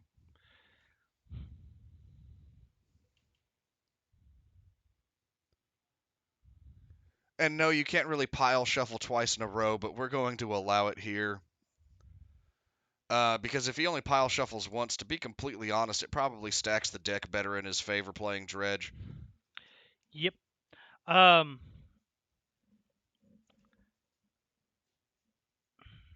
The other thing that I'd like changed is I'd like something unbanned, but I just don't know if we can unban it yet. What's that? I would like for Chrome Mox to come off the ban list at some point. Chrome Mox would be good. Like, I get why it was banned. I understand why it's still banned. I'm not even saying it's unbannable right now. but man, I want to see Chromox come off that ban list. And It if was you'll give such a me a good second, I card. need to make a phone call real quick. All right. Be right back. Ladies and gentlemen, looks like I'll be your only caster for a few minutes while Miss Patrick steps to take care of some business. We're moving into game 3 of round 3. 20 minutes left in the round. Very quick showing by Dredge. You really see the power of Dredge come out there.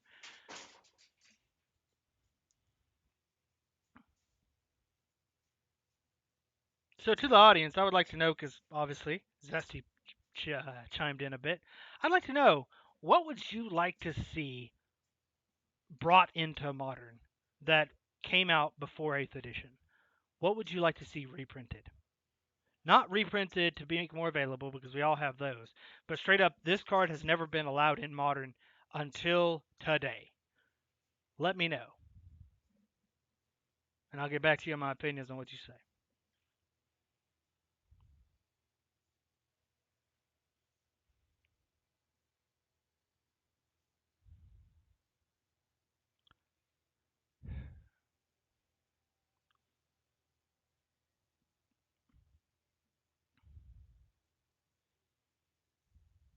Keith Ketchum patiently waiting for his opponent to draw a satisfactory hand.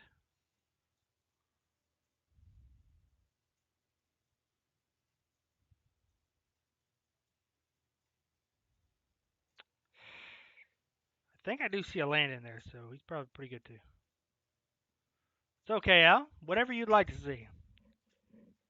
Would you like to see a show and tell brought to Modern?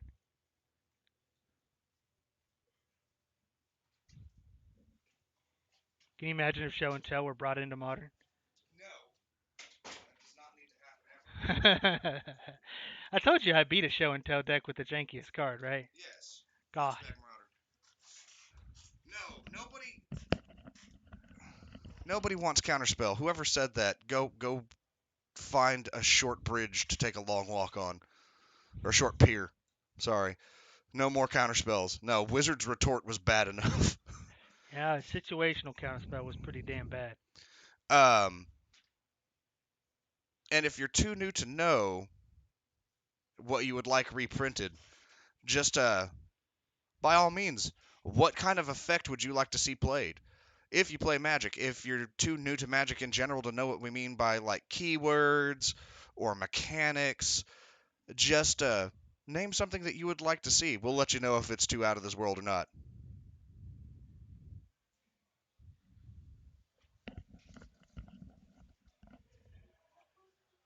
I'd be down for Bushido. Although I'd actually like to see Bushido if we ever go back to Kamigawa. Like, I don't want a new mechanic. I want Bushido coming back.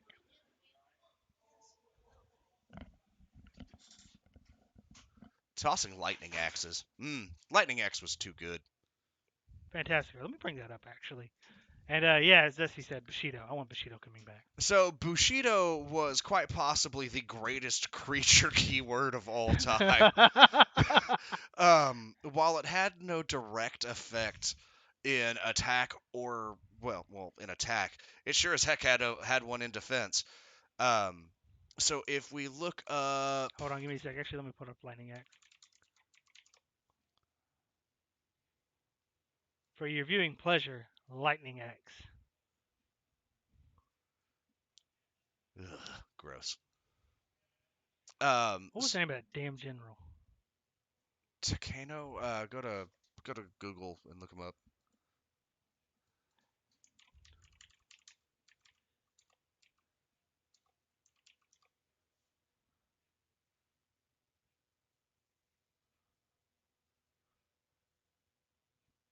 Well, now I'm really scared to look at images.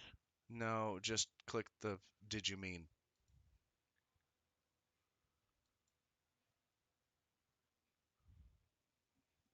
There you go. There's the card.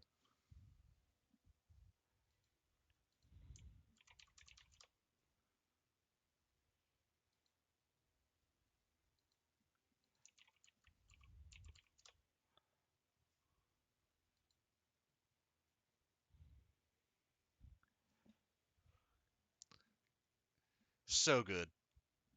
Go ahead and blow that up for everybody. We're going to see a faithless looting here.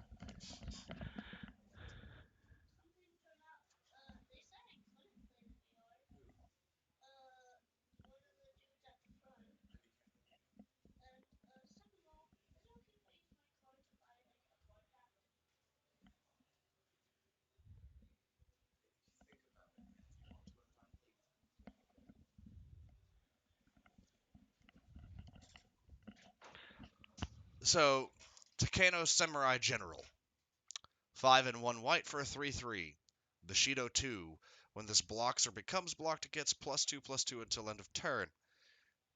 Samurai were basically impossible to block into. By doing so, you made them stronger.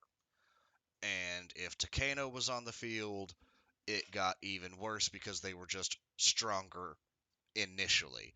If there was a way to give them trample, they became a monstrous threat.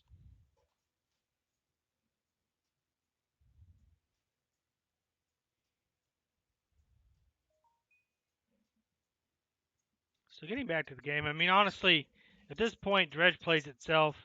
The Green Stompy's got to get out ahead. That is the big old beetle. I'm trying to remember what the name of that beetle is. Goliath Beetle. Thank you, Goliath beetle. Just a fairly efficient creature.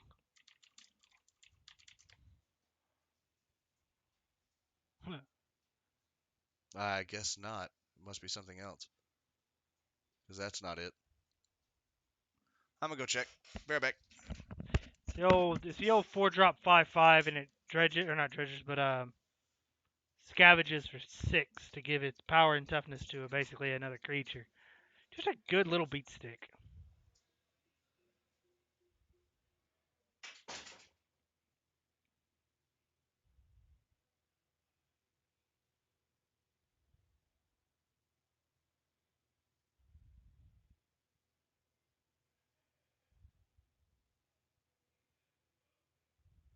So now the Dredge player has to figure out how to get around a slowly developing wall of creatures. He didn't get the tempo out that he needed. What is it?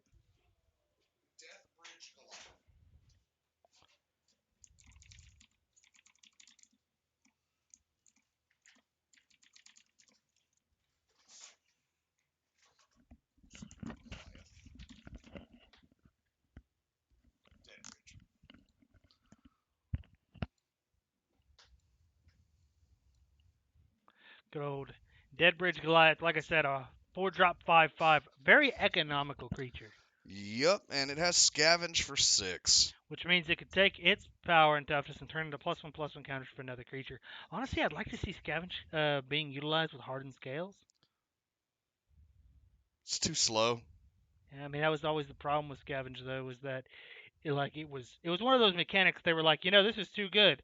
Let's make it completely unusable. So, for example, while 6 mana for 5/+1/+1 counters is usually very economical, um, if you were going with hardened scales, that actually turns into potentially 10 counters. No, hardened scales doesn't double counters. It's Mm, for every. Whenever a counter would be put on. Whenever one or more counters would be put on a creature, put one more on there. I understand that, and if you have 5, you can separate.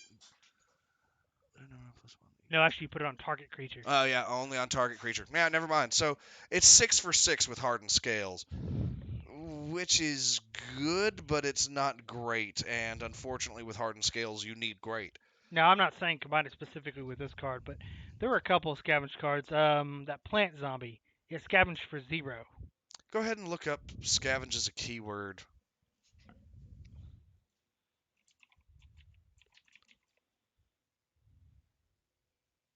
It's right next to you. It's on the screen. How did you misspell something I that was on the screen? didn't misspell it. That's an A, where there should be an E. Your mom. Well, that's definitely not it. That's definitely not it. That's definitely not it. Patrick, why are none of these it? Because it didn't search by keyword. Well, I can't do that right now.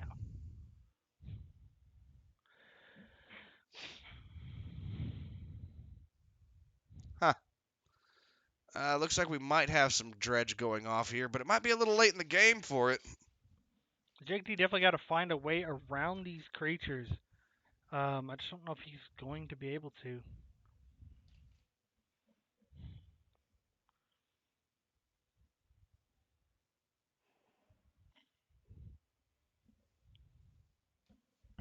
Uh,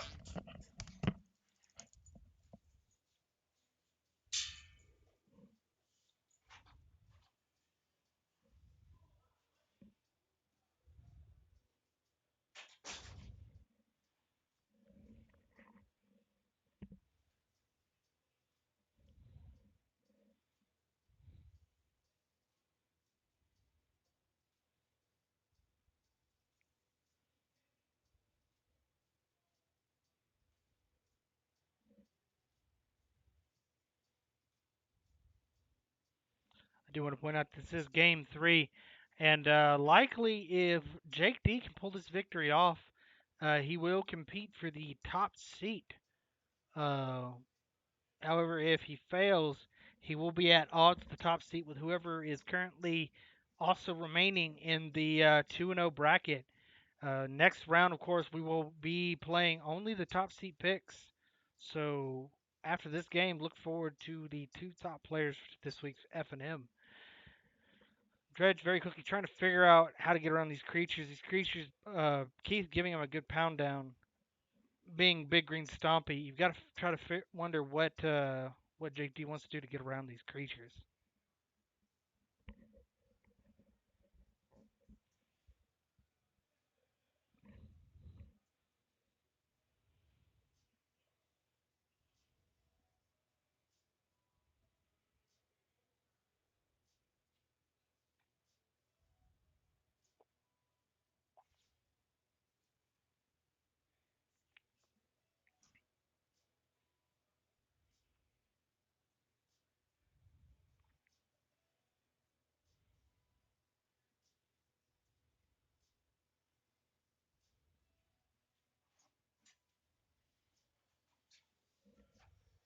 We had an over dredge. An over dredge. Over dredge by one. And unfortunately, Conflagrate is an exceedingly powerful card. Can you explain what happened there? So he miscounted his dredges. He over milled. All right. And I believe the card is called Conflagrate, if I'm not mistaken.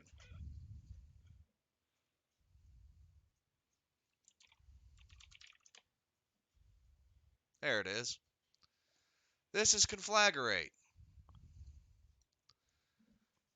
So if he would have been able to dredge this, Conflagrate deals X damage, divided as you choose among any number of target creatures and/or players, with flashback of 2 red and just discard X cards.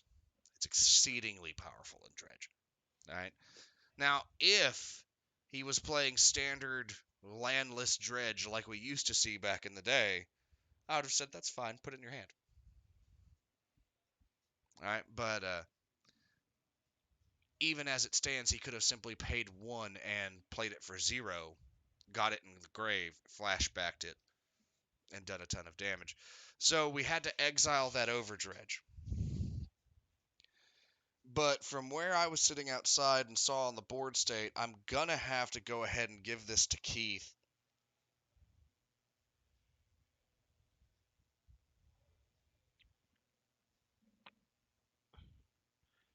I'm confused at what I'm seeing on the board because it doesn't look like Keith has all that much.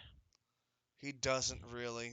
And now that the dredge, now that Jake has been able to actually populate his board, that's an issue because I still don't think we have any actual trample on the board, and no trample is a problem.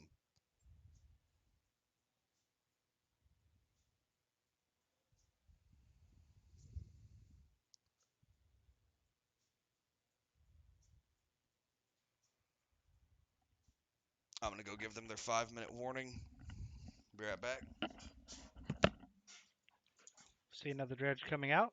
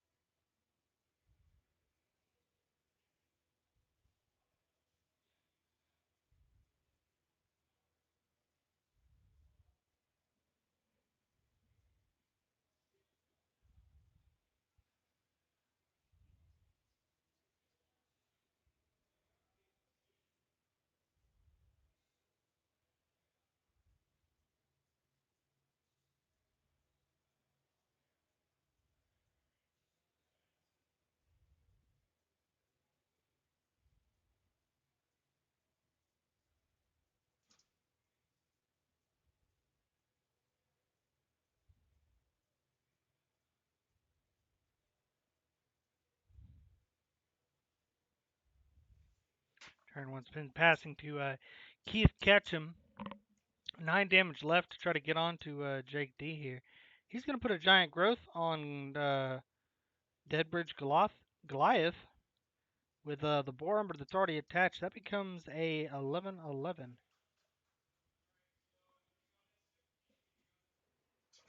Steel Leaf Champion was the card that we were seeing swinging.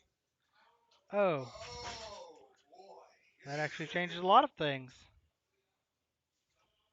Ladies and gentlemen, we were misreading the card. The card on the field was actually Steel Leaf Champion. And let me bring that card up. That actually explains a lot.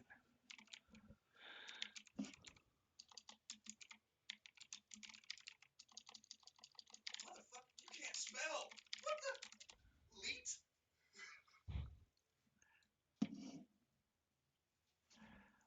There you go. Steel Leaf Champion can't be blocked with by creatures with power 2 or less.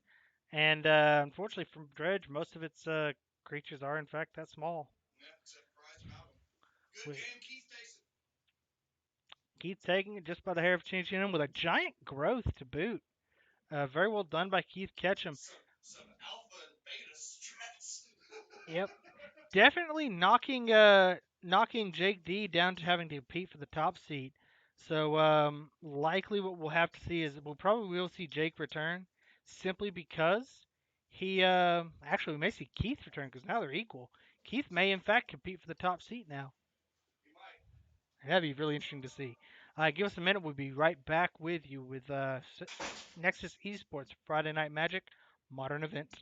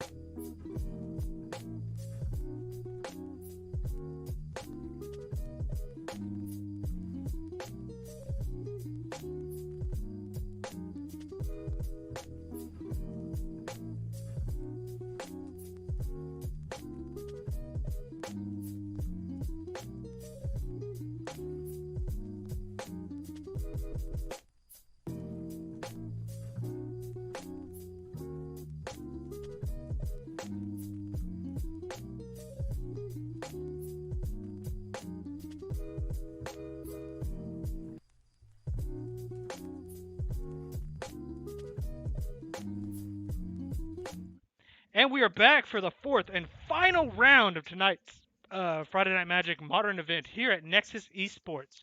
Once again, your casters, Edward. And Patrick. And it's going to be Dredge versus Lantern Control in the final round. Jake R versus Jake D. We're going to have so much fun with Jake today. All right, all right, all right. All the Jake. Oh, just all of it. Also, I do want to point out, ladies and gentlemen, you might want to buy an energy drink or an alcoholic beverage. Possibly, just go to sleep. No, I wouldn't say that. This is going to be a very, very technical match, though. Very high level, but also if you're expecting a lot of mashups, don't be.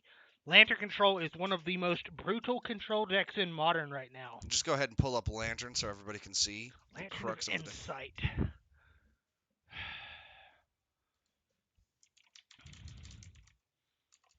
I always miss the end. It's not that I can't spell, it's that I oftentimes just put the wrong damn letter in. Right. Alright, good old original Lantern of Insight from Fifth Dawn. God.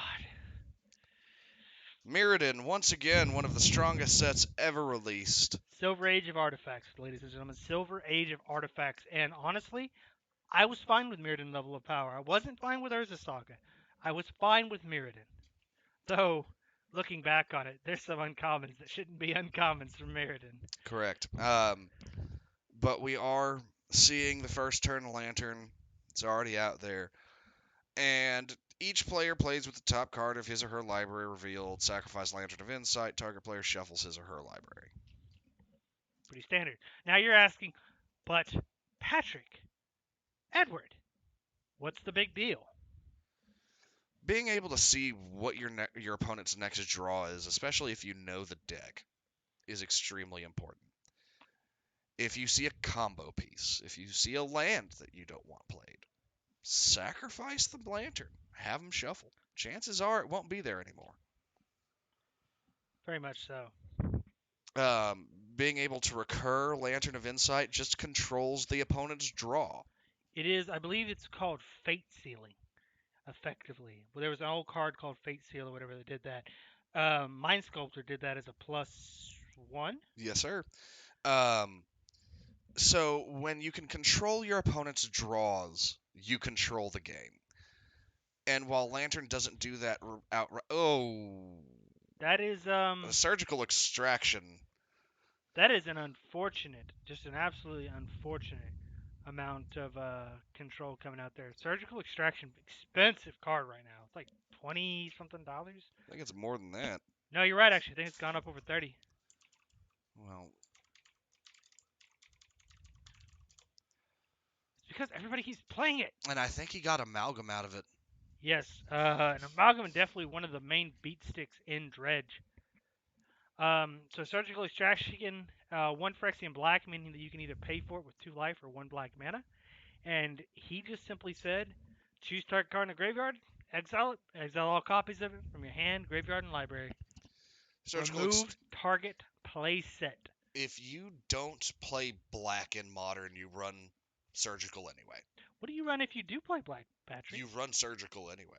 True, but what else can you play? Extirpate. Why would Extirpate possibly even be competitive to such a card? Because it lets you do it 4 more times. Well, there's also the fact that Extirpate is split second, so it can't even be countered. Correct. Can't even be responded to. But mainly, with black deck surgery, which is what it would be referred to as, being able to Surgical 4 times, being able to Extirpate 4 times, that's most likely going to be your opponent's game. I've personally been tooling around with the idea of an Extirpate tribal deck. Maybe one day we'll start doing Magic Theory after the show or before the show, something like that, and I'll go over it with you. Maybe we can do it during our Tuesday night mixer that we're trying to start up here at Nexus Esports. That'd be a good idea. We see some draw coming off of Lantern Control here. I see at least 1 Glimmer Void in hand. And what is that? You would love that. Oh, I'm glad to hear that. We can definitely get that started. That, of course, is a Another lantern of insight. The more lanterns you have, the more reliable lantern can be. You don't even have to recur it at that point. Nope. Now, it should be noted that one thing that JR has done is he has taken a appreciable amount of damage. He's done it to himself, but it really doesn't even matter at this point. Like, Oh! yeah, surgical is $60 or $70 right now. I'm so sad I got rid of my playset. Yeah, no, it's whew. Understandably, I got rid of my playset at a very low time, but when I got rid of them, I think they were still less than $20. All right, so we see a Thought Seize coming out. I don't know what he Thought Seize though. I didn't see that. It must have been the Imp.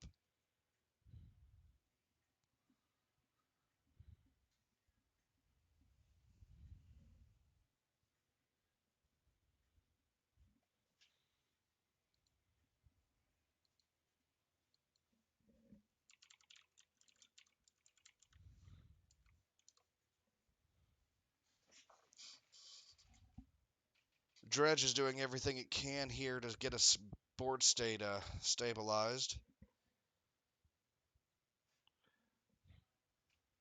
And he is going to get in for damage. He might be able to just Necro Amoeba this for a win, which would be hysterical. But to be completely honest, you're probably also looking at round 2 sideboarding and Lantern Control probably taking it faster next turn or next game. That's if Jake R doesn't have something in hand that deals with this ever-growing board state. Now, getting Prized Amalgam out of there was definitely a good idea, but I think there's Bloodghasts in the grave right now, and Jake is below 10 life. So if a land hits the battlefield and those Bloodghasts come back out, that could spell disaster and spell it quickly. There, I think Jake was telling him to stop between dredges and let him see what the next card is.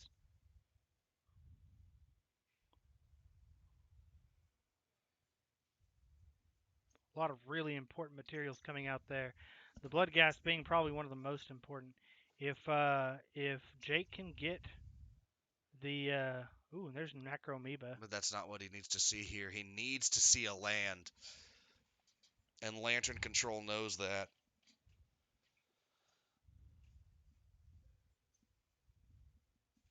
Codex Shredder on top.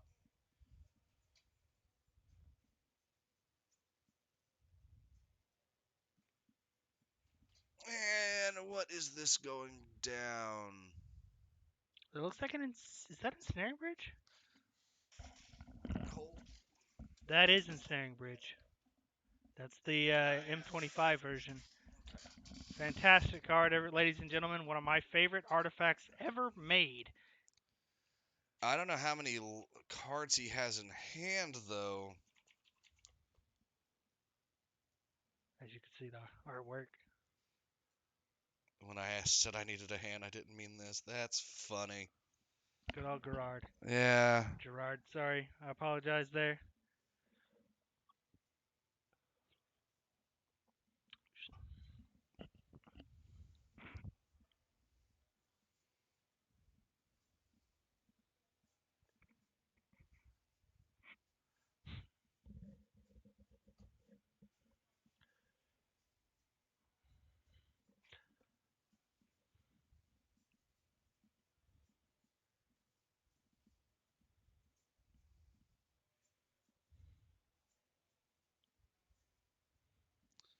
Bloodghast's coming out.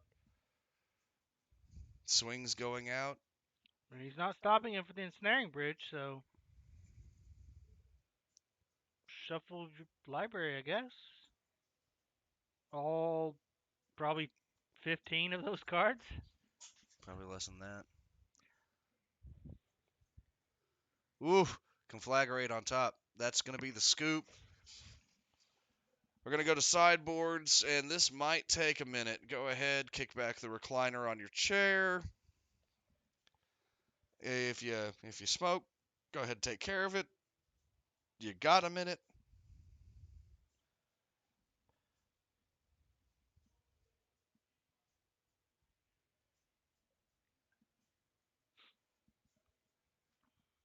go grab a snack. Which, if you were actually attending our event up here at Nexus Esports, we have a lovely selection of edible goodies here at the bar, the sports bar that we have, including a wide selection of non-alcoholic beverages And sandwiches. and sandwiches. Our sandwiches are actually really good. Definitely something you can make an all-day affair of here at Nexus Esports. Most definitely. Good for the whole family, too. There's plenty of things here, board games, computer games. I believe you actually have a special someone here tonight being entertained by the facilities. Yes, my son Marley is here. He's having a good old time. He has found some little friends to pal around with for a little while. It's such a nice environment too. You can be in here doing your stream, taking care of it, and you're very confident that your child is out there enjoying himself in a relatively safe Now, and family-friendly I know environment. he's perfectly safe, and I know that there's plenty of security measures around here that keep it that way. So, cameras everywhere, all kinds of good stuff.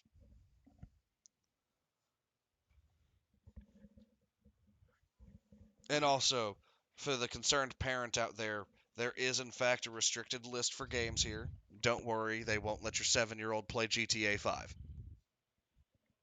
It's kind of nice.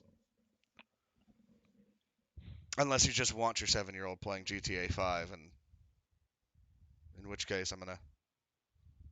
No, easy, easy, easy. Look at them and frown disappointingly. Yes, that's exactly what I was thinking. Frowning disappointedly. Can't even talk right. So, what does Jake R sideboard? Because surgical extraction was on point. Tormod's crypt. Actually, I'm fairly. Does does does Lantern control main board surgical extraction? Yeah, Huh. Amazing. Is it just because it has the Edward, slots? you are being spoken to. No, it runs it because it needs it. It needs to be able to exile threats and win conditions. Just literally hitting you from every angle. It's almost the deck I want to build, but I don't want to build it. Right. Hello, Shitty Poo. How are you doing tonight? I appreciate the call out there.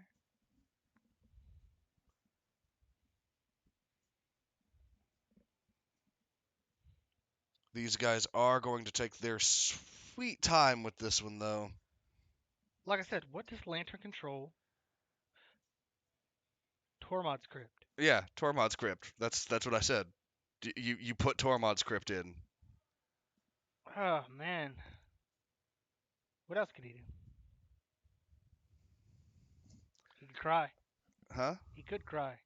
Cry of the Carnarium is an No, I just meant he could cry. He He could could cry. physically cry. I thought you meant Cry of the Carnarium, which, yes, no, excellent choice. Actually, that would work.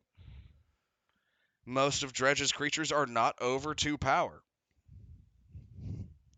Cry of the Carnarium, if you'd like to go ahead and pull that up for us, Ed. Another one of those super good 3-drop black weenie wipes. This one's new out of Ravnica Allegiance. Gotta be one of my favorite cards. The artwork is amazing. Unfortunately, that's not going to. The resolution on that card's actually really bad, unfortunately. But yes, very good card.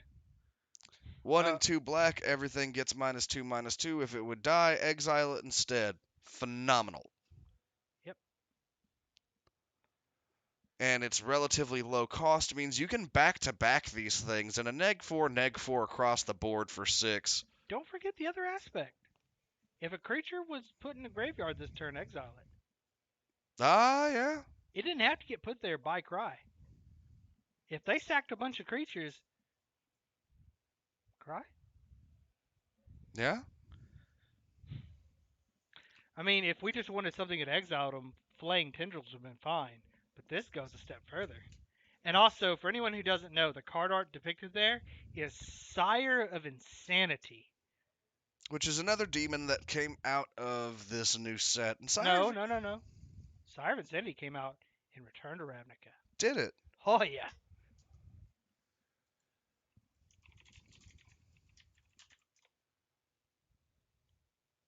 Oh, it sure did, didn't it? What is that? Dragon Maze, I think? It is.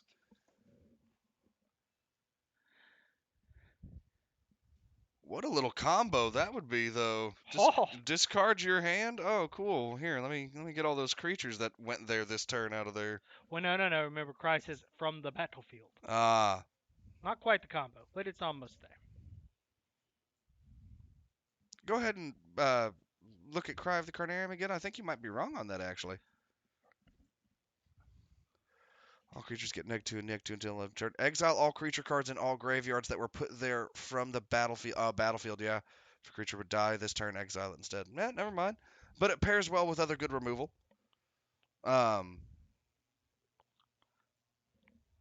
Yeah, no, that's absolutely fine. Not quite Anger of the Gods, but it's in black. I do look forward to the day when Wizards actually does in fact print all creatures just get -3/-3.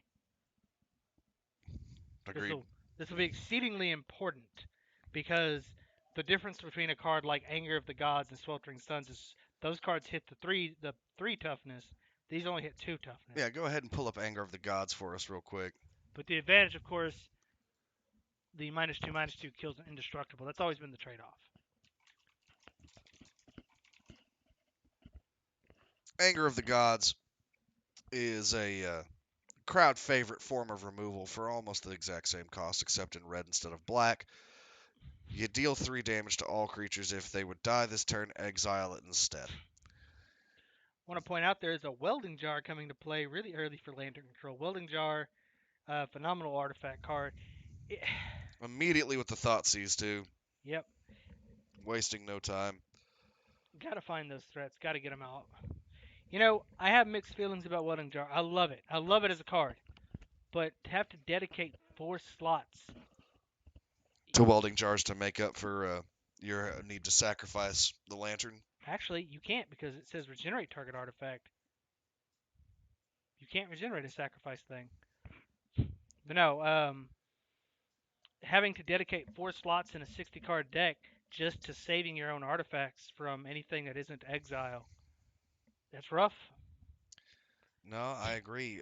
But as I was saying, right now, a Tormod's Crypt would basically stop this in its tracks. Definitely. Um, there's actually a spirit from M19. It's 1 and 1 white. Um, shoot. I think Remorseful Spirit? Is that the one that makes all your creatures indestructible? No.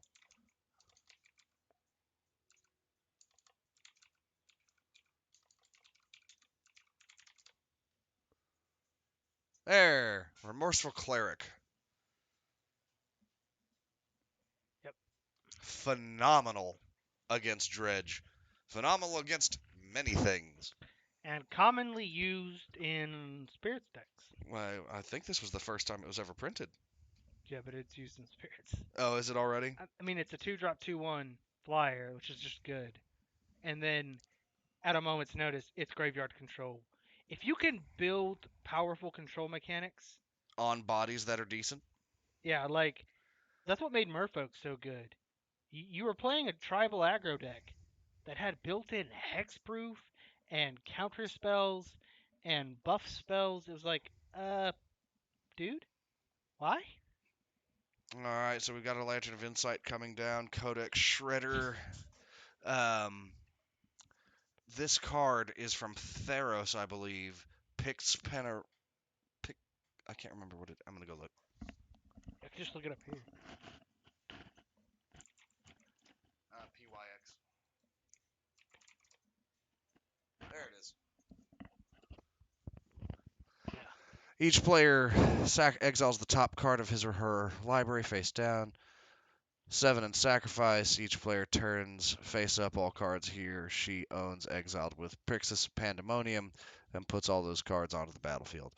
I've seen this card used with that black-white Archon out of Return to Ravnica. Ashen, Ashen Rider. yeah, Ashen Rider.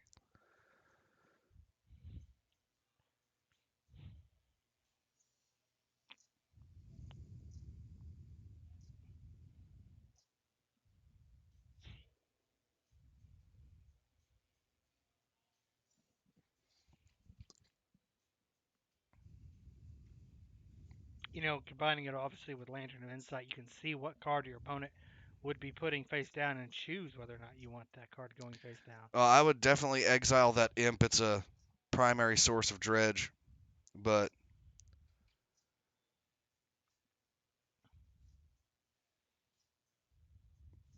Jake's not really getting on top of Jake. And sorry, I'm sorry, ladies and gentlemen. I apologize for that. That was uncalled for. Patrick, I apologize. it's all right. But yes, Jake R is having a hard time getting on top of Jake D here. Getting the Stop it. Stop it. Oh God, ladies and gentlemen, it is late. Um That was funny. anyway, as I said, um our dredge player here having a basically a free reign of the board. I mean, he's not going off, but he is doing things. Yeah, he's just not doing enough. So Jake's got the lantern control, has the problem of having to try to establish his control mechanic before Jake gets a setup board. Because honestly, if Jake just gets enough damage out, he doesn't have to worry about Jake's control mechanics. He'll just swing and eventually nick him down.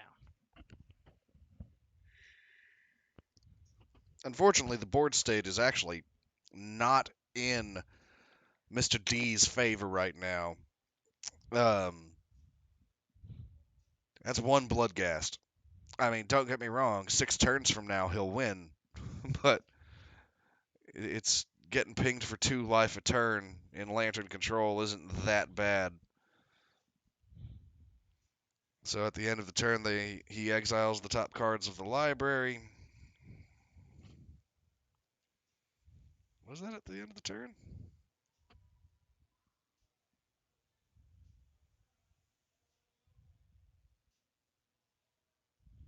Was that during his turn? Odd timing.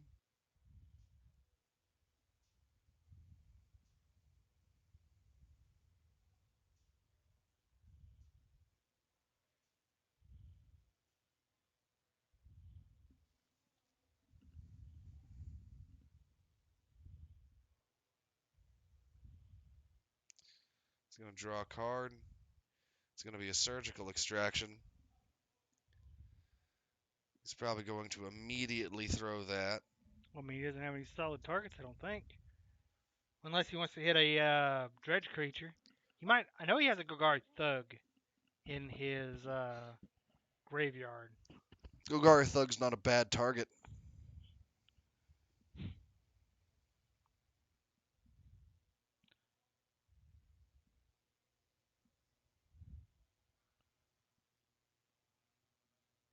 Did he just? In response, he cast it from his graveyard, I think. And forced surgical to miss. Fizzled surgical. It's not bad. No, it's I'm actually good tech. surprised Lantern Control didn't see that. He's trying to decide if he wants to draw the Cathartic or dredge the Cathartic.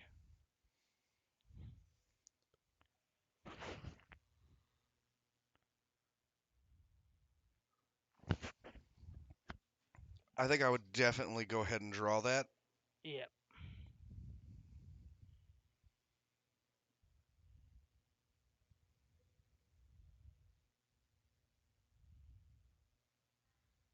Pitch 2 dredge creatures. When this happens, dredge.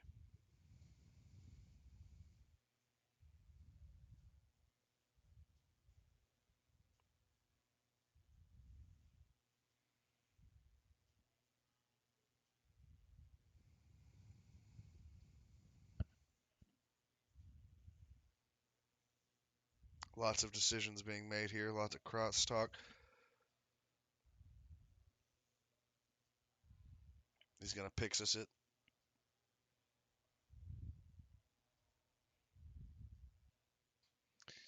Land on top. He honestly needs to get rid of that as well. Landfall trigger would not be good for him right now. Looks like he's going to dredge out.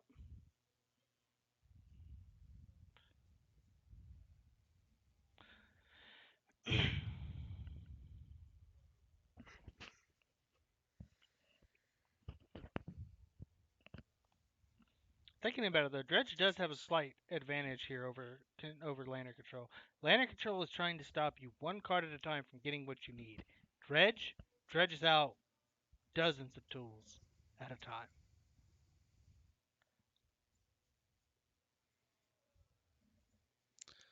Which is exactly what's happening here.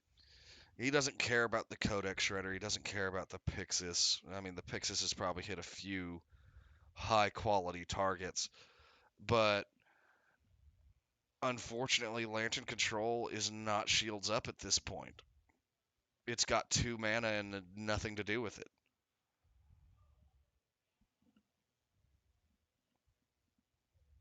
I mean, there's a Glimmer Void coming up, which opens up possibilities, but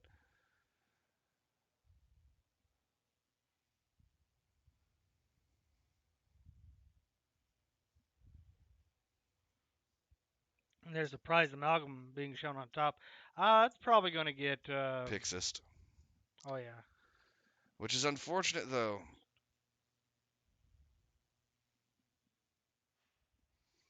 Like, he's trying to get mana right here. He needs that next land, but he also can't let him have an amalgam.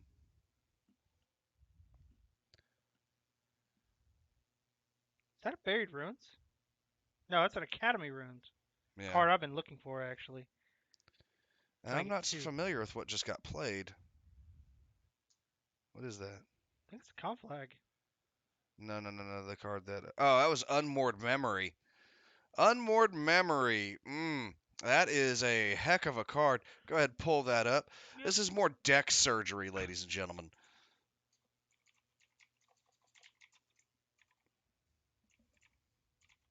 No. Or Unmoored Ego, excuse me.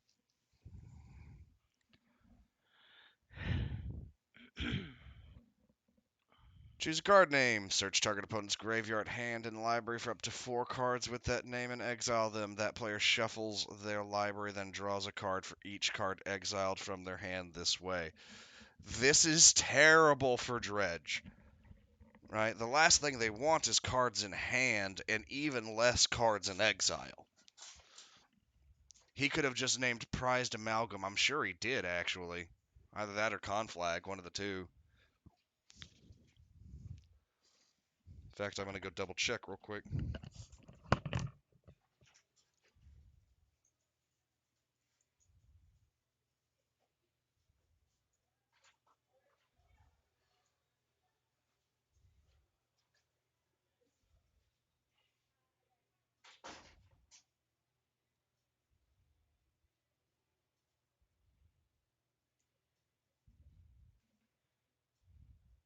So you see, he gets the land drop, gets out the landfall trigger, gets the blood gas, and at 10 life, those creatures now have haste. That's a lot of damage coming at Mr. Jake R here with Lantern Control.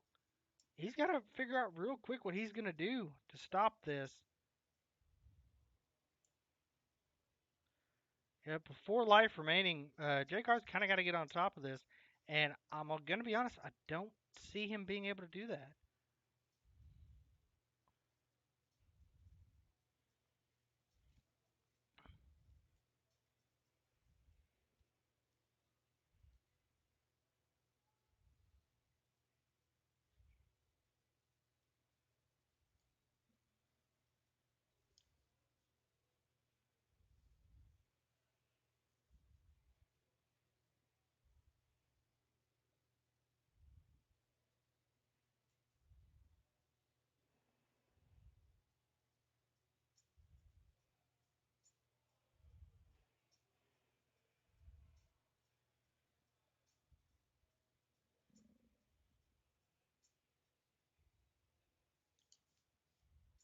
Mr. Jake R desperately looking for some kind of answer here, I think.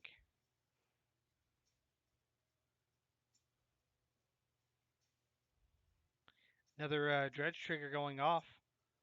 More tools being dumped into the into the graveyard.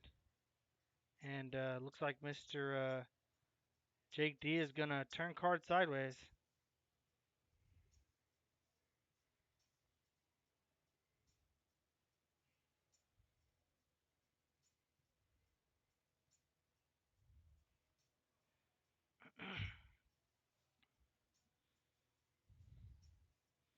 It does have to be admitted.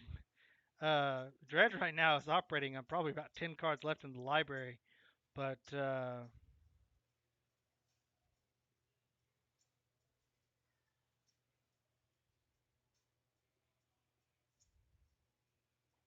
yep, I'm afraid that there's just not enough damage. There's too much damage for JCR to survive. So that's going to be game, I think, going to the Dredge player, Jake Daniels. And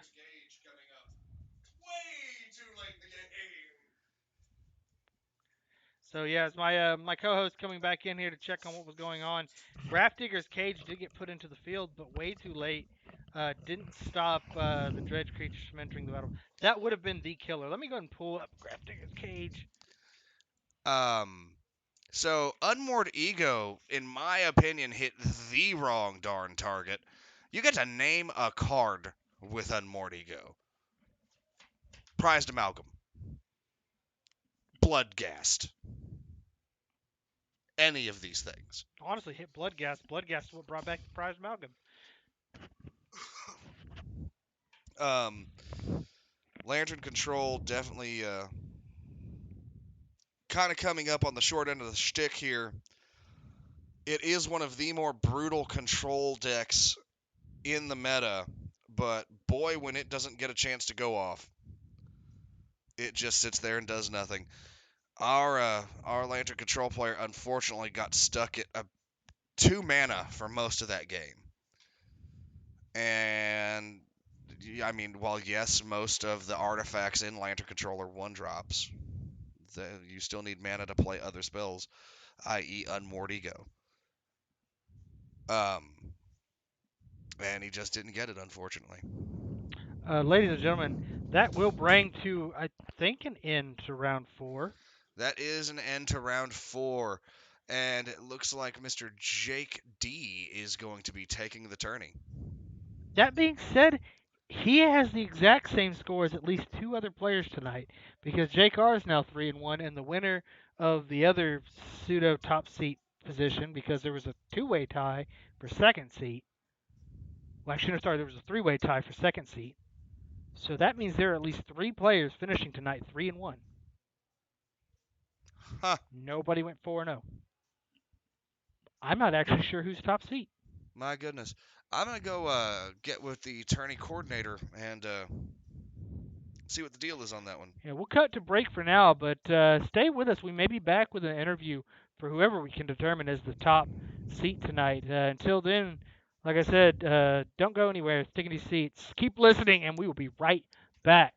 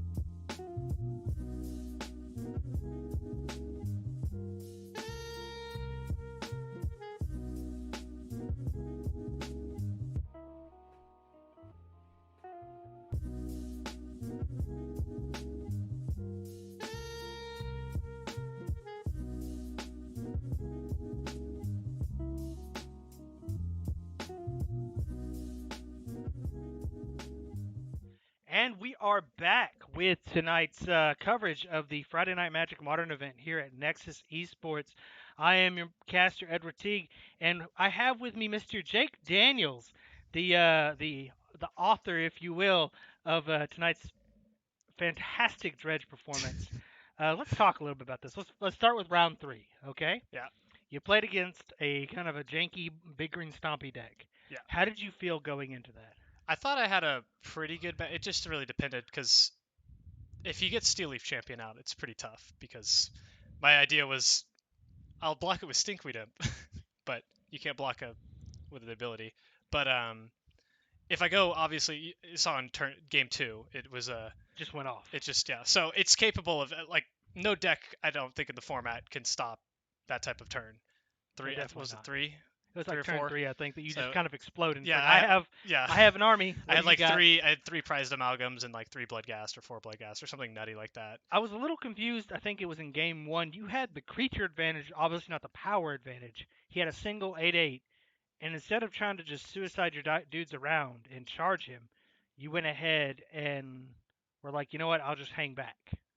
What was your idea there? What was the 8/8? Was it the? It was the Dead Bridge Goliath. He put a Oh, he Boar put an Umbra on Umbra there. on it. Yeah.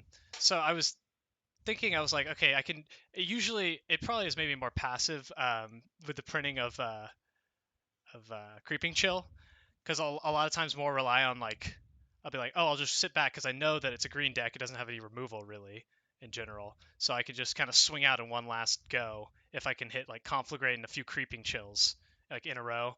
Um, so and then I was also anticipating having that Creeping Chill also buffer my life total a bit too.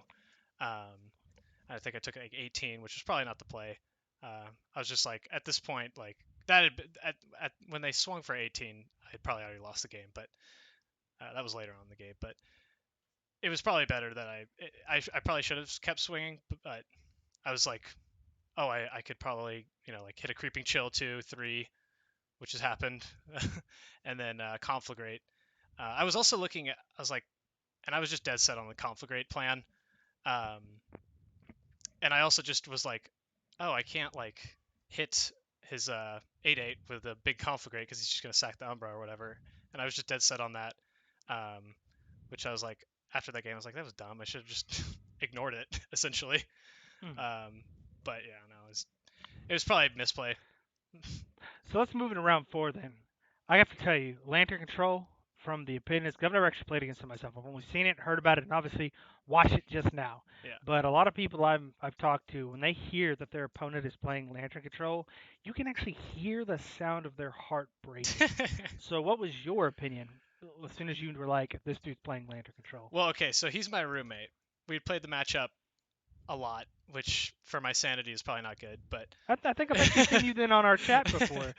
but yeah, no, yeah, he's the same guy who's playing That janky like turn zero win deck. it was Narset Cannon. Yeah, Narset Narset Cannon. Cannon. Yeah, he's into the weird nutty stuff.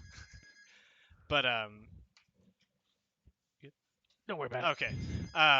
But I my sideboard is really artifact hate heavy, which he is really annoyed at because he's like, why is that like that? I'm like, well, Dredge cares about like pretty much two cards, and they can't really do anything about surgical, but you just kind of have to play around it depending on how things are going. But it's like Rest in Peace and Grafdigger's Cage or some sort of there's an Ixalan card that where activated like abilities from the graveyard don't come back or something like that. Yeah, it was basically like a Yeah, so, fancier yeah, version. so like people play that. I've seen that played. That's 3 mana though, so that's a bit rough. Tormod's Crypt also, but Yeah, I didn't see. Is there any Tormod's Crypts? Yeah, there's somebody who plays Hardened Scales here. I know plays like 3 or 4 of them. Oh yeah, Milton. Milton's actually was watching our stream earlier. Yeah, so So, yeah, I know but he plays. I was actually just surprised that Lantern Control didn't have any sideboarded Tormod's Crypts to deal with. In fact, between Grafdigger's Cage and Tormod's Crypt, I'd almost go with Tormod's Crypt every Yeah, time. and the thing is like I've been playing Dredge for a while. Back when they had right after the banning of Golgari Grave Troll. So, Tormod's Crypt and like stuff like Nihil Spellbomb used to really hurt, but now the deck is a lot more. You still can obviously lose if they pick the right time to do it, But there's ways to play around, like one-time hit, um, Artifact like or graveyard hit. yeah, like where you just sack it and boom, there goes your graveyard. It's not as bad as like it's obviously not as bad as a Rest in Peace or something like that, where it's just like crap. I'm I'm not doing anything for 3 or 4 turns until I like draw whatever I need. I mean, in that case, I'd almost think Relic of Percentages would have been the answer. But let's move into just how you were playing because I can't remember you were on the play or off the play game one because obviously you were off the play game two. I was on the play. I On was the on the play. play. So let's walk through this. Lantern control. He turned one lantern. What is your mentality here?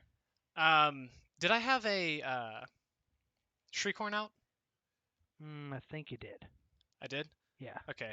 So, because Lantern honestly kind of helps me a lot. It's one of the things I noticed. Like Like, Lantern's about stopping one card from getting into your yeah, hand at a time, and you just don't care. yeah. So like that, if he's only got Lantern out, I'm kind of happy. I'm like, I got a few turns where I can just like, because if it's Cathartic Reunion, I'm like, I kind of want to draw that and just kind of do my thing. Because I think on that round 3 game that I went off with Cathartic Reunion where I just got to dredge 3 times in a row and then just had all the things on the board. So I think it might have been game one, but I think it was game two where he popped the top card of your library, reveals the cathartic, passes it to you, and I see you stop here. It's like yeah, I was. Yeah, draw. I was like, yeah, because I was like, and it also like if he's only got Lantern, or if he's got the Pixis card, I can't remember the full name of it. I just call it Actually, Pixis. give me 1 second. But yeah, that if he has that out and I have Shriekhorn out, that actually is very helpful. Yeah, Pixis Pandemonium. What an incredibly played card. But if he's only got like 1 or 2 of them, I know in the deck, which this also helped that I knew his deck list essentially. So, but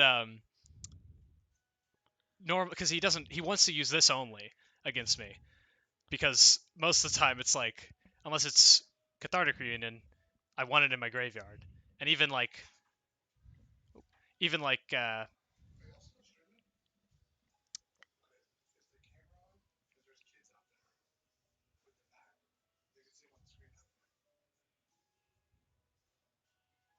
Yeah, the camera's still on. All all right. right, where was it? But he mainly wants this card over the other ones because It's effectively a pseudo graveyard yeah, hate. it's pseudo. Yeah, but the problem is if I boarded out Shriekhorns for the most part in game 2, just because I was like I just want to get all my artifact hate, but I have a Shriekhorn up. He can't Pixis because in response I'm just gonna Shriekhorn. Like if the thing I like, I want something on top of my library and he doesn't, he can't just Pixis me because I'm just gonna in response Shriekhorn and get it in my library before he can do anything. Yep, So yep. Now I do want to bring attention. New card that came out not too long ago, Unmoored I Ego. hate this card. What did he hit? He hit Conflagrate, which was not bad because he had already gotten rid of one of them and I only had 2. Um, so I was like, okay. And I like at that point I knew his hand. I knew the top card of his library, so I knew if a bridge was coming. So I was like, he's not drawing a bridge next turn. I have pseudo 8 power on the board. He's at like 7, I think. Like I had Actually, him. I think no, he's at 4. Oh, he's at 4. Yeah, I had him dead on board, and I knew that he didn't have bridge. No, actually, let me take it back because I think he Unmoored Egoed before you exploded with your blood ghasts. You actually only had the one blood ghast. He was at 10. Yes. Yeah, yeah. I think he was talking, and he was like, I probably should have just done Bloodghast. I'm like, you probably should have. Because blood ghast is what got the prized amalgam Yeah, on.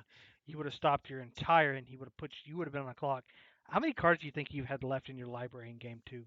maybe less than 20, I think.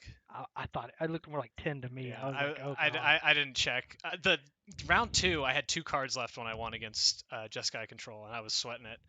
But I was like, oh no. And he had so much mana open, and I was like, swing? Question mark. Hopefully he doesn't have like, because at that point, like, and the next card he flipped over was Rest in Peace. It's just like I was like, that's hilarious. But no, I think I had a very few number of cards, but that was I was feeling pretty. I felt like I had the game at that point because I was like, even if he hits the blood gas, I still have the blood gas on the field. I think there was 2 on the field, so it's like that's a 3-turn clock. The top carver's library is not bridge, so hopefully. And then I also had, I forgot to say this earlier, I also had Ancient Grudge in my hand, so I was like, I don't think he's got an out. It'd be really difficult. You definitely had him in a corner at game 2. Yeah. All right, well, that basically is the end of our F&M here. Jake Daniels, thank you very much for coming out and interviewing with us. Unfortunately, there is a 3-way tie for the top seat, which I guess results in no top prize. But I think you're going to walk away with something. I know you're going to walk away with something. Demand to walk away with something.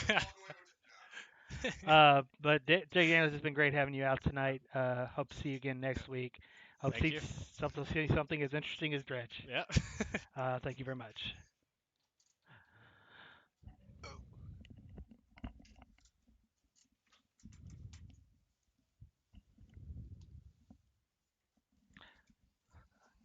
Ladies and gentlemen, I think that pretty much wraps it up here. It's been a great night. Patrick, what do you think about tonight?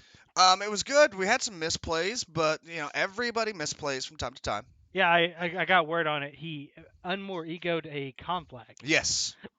which apparently wasn't even like super effective because it was a limited card in the library as well. Yeah, it's a 2 of. So yeah, these things happen though. They do. Misplays are misplays. Everybody does it. I don't care if you've been playing this game for 5 minutes or 50 years. I mean, I've been playing this game for years and years, and honestly, even I do stupid things. Like the other day, I think I cracked a fetch land while Leon and Arbiter was on the battlefield. Well done. I was like, wait, damn it, stop, no, no. I knew as soon as I did it. Doesn't matter. Trigger went through. Lost the land and a life to do Nothing. nothing. The Avon, God, the one that limits your search. Mind sensor. Mind sensor, right? I've cracked a fetch with Avon mind sensor on the field. I hit my land, but the entire time, like my first card was a nothing, and I was like, please, okay. Wasn't the land I needed, but it was one of them. But yeah, all around, I think it's been a good night. It has been. We saw some good decks, some blasts from the past. Dredge definitely bringing up painful memories. You say it's dredging up memories. Oh Lord. The one deck that was out here tonight that we didn't get to put on stream, and I hope the player returns next week, was Death Shadow. We haven't seen a Death Shadow deck on stream. Actually, we have. We have, just before I was here. Yeah, it was about a month ago. One of our regulars, Sam, you remember Sam plays the Arclight Phoenix deck. Yes. Played a phenomenal 3-game final round against Death Shadow. Came down to a bolt at instant speed. That's how close the game was. Death Shadow is always super fun to watch. Always. I would love to see Scape Shift on stream and me actually talk all kinds of crap about it because I hate Scape Shift and Valakut the whatever land. Wouldn't take much to get that on stream. I think it's actually one of our resident decks here at Nexus Esports. Good. By the way, guys, my opinion of Valakut will always be that land should have been legendary. It has a name. All of those special lands from Zendikar should have been a legendary land, I'll be honest. Every single one of them. But that is going to wrap it up tonight, I think. Be looking for more Magic the Gathering coverage coming out of Nexus Esports. We're going to try to start getting things done here on Tuesdays. We're going to try to start incorporating more breakdowns, more deck techs, more how to plays, more Magic theory, everything like that. We're going to make this a real thing. Just give us some time on that and keep tuned. Stand by. In our most immediate future, like he said, our Tuesday night Magic Mixer starting at 7. Basically a casual night to come out, play test, meet the regulars.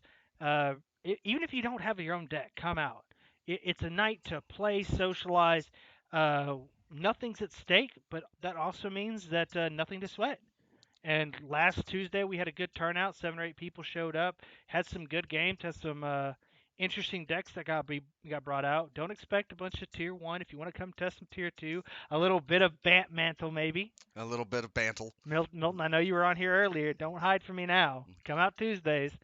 Let's refine that deck. I like it. And I will try to be here personally on Tuesdays when I can be. I can't always be here on Tuesdays.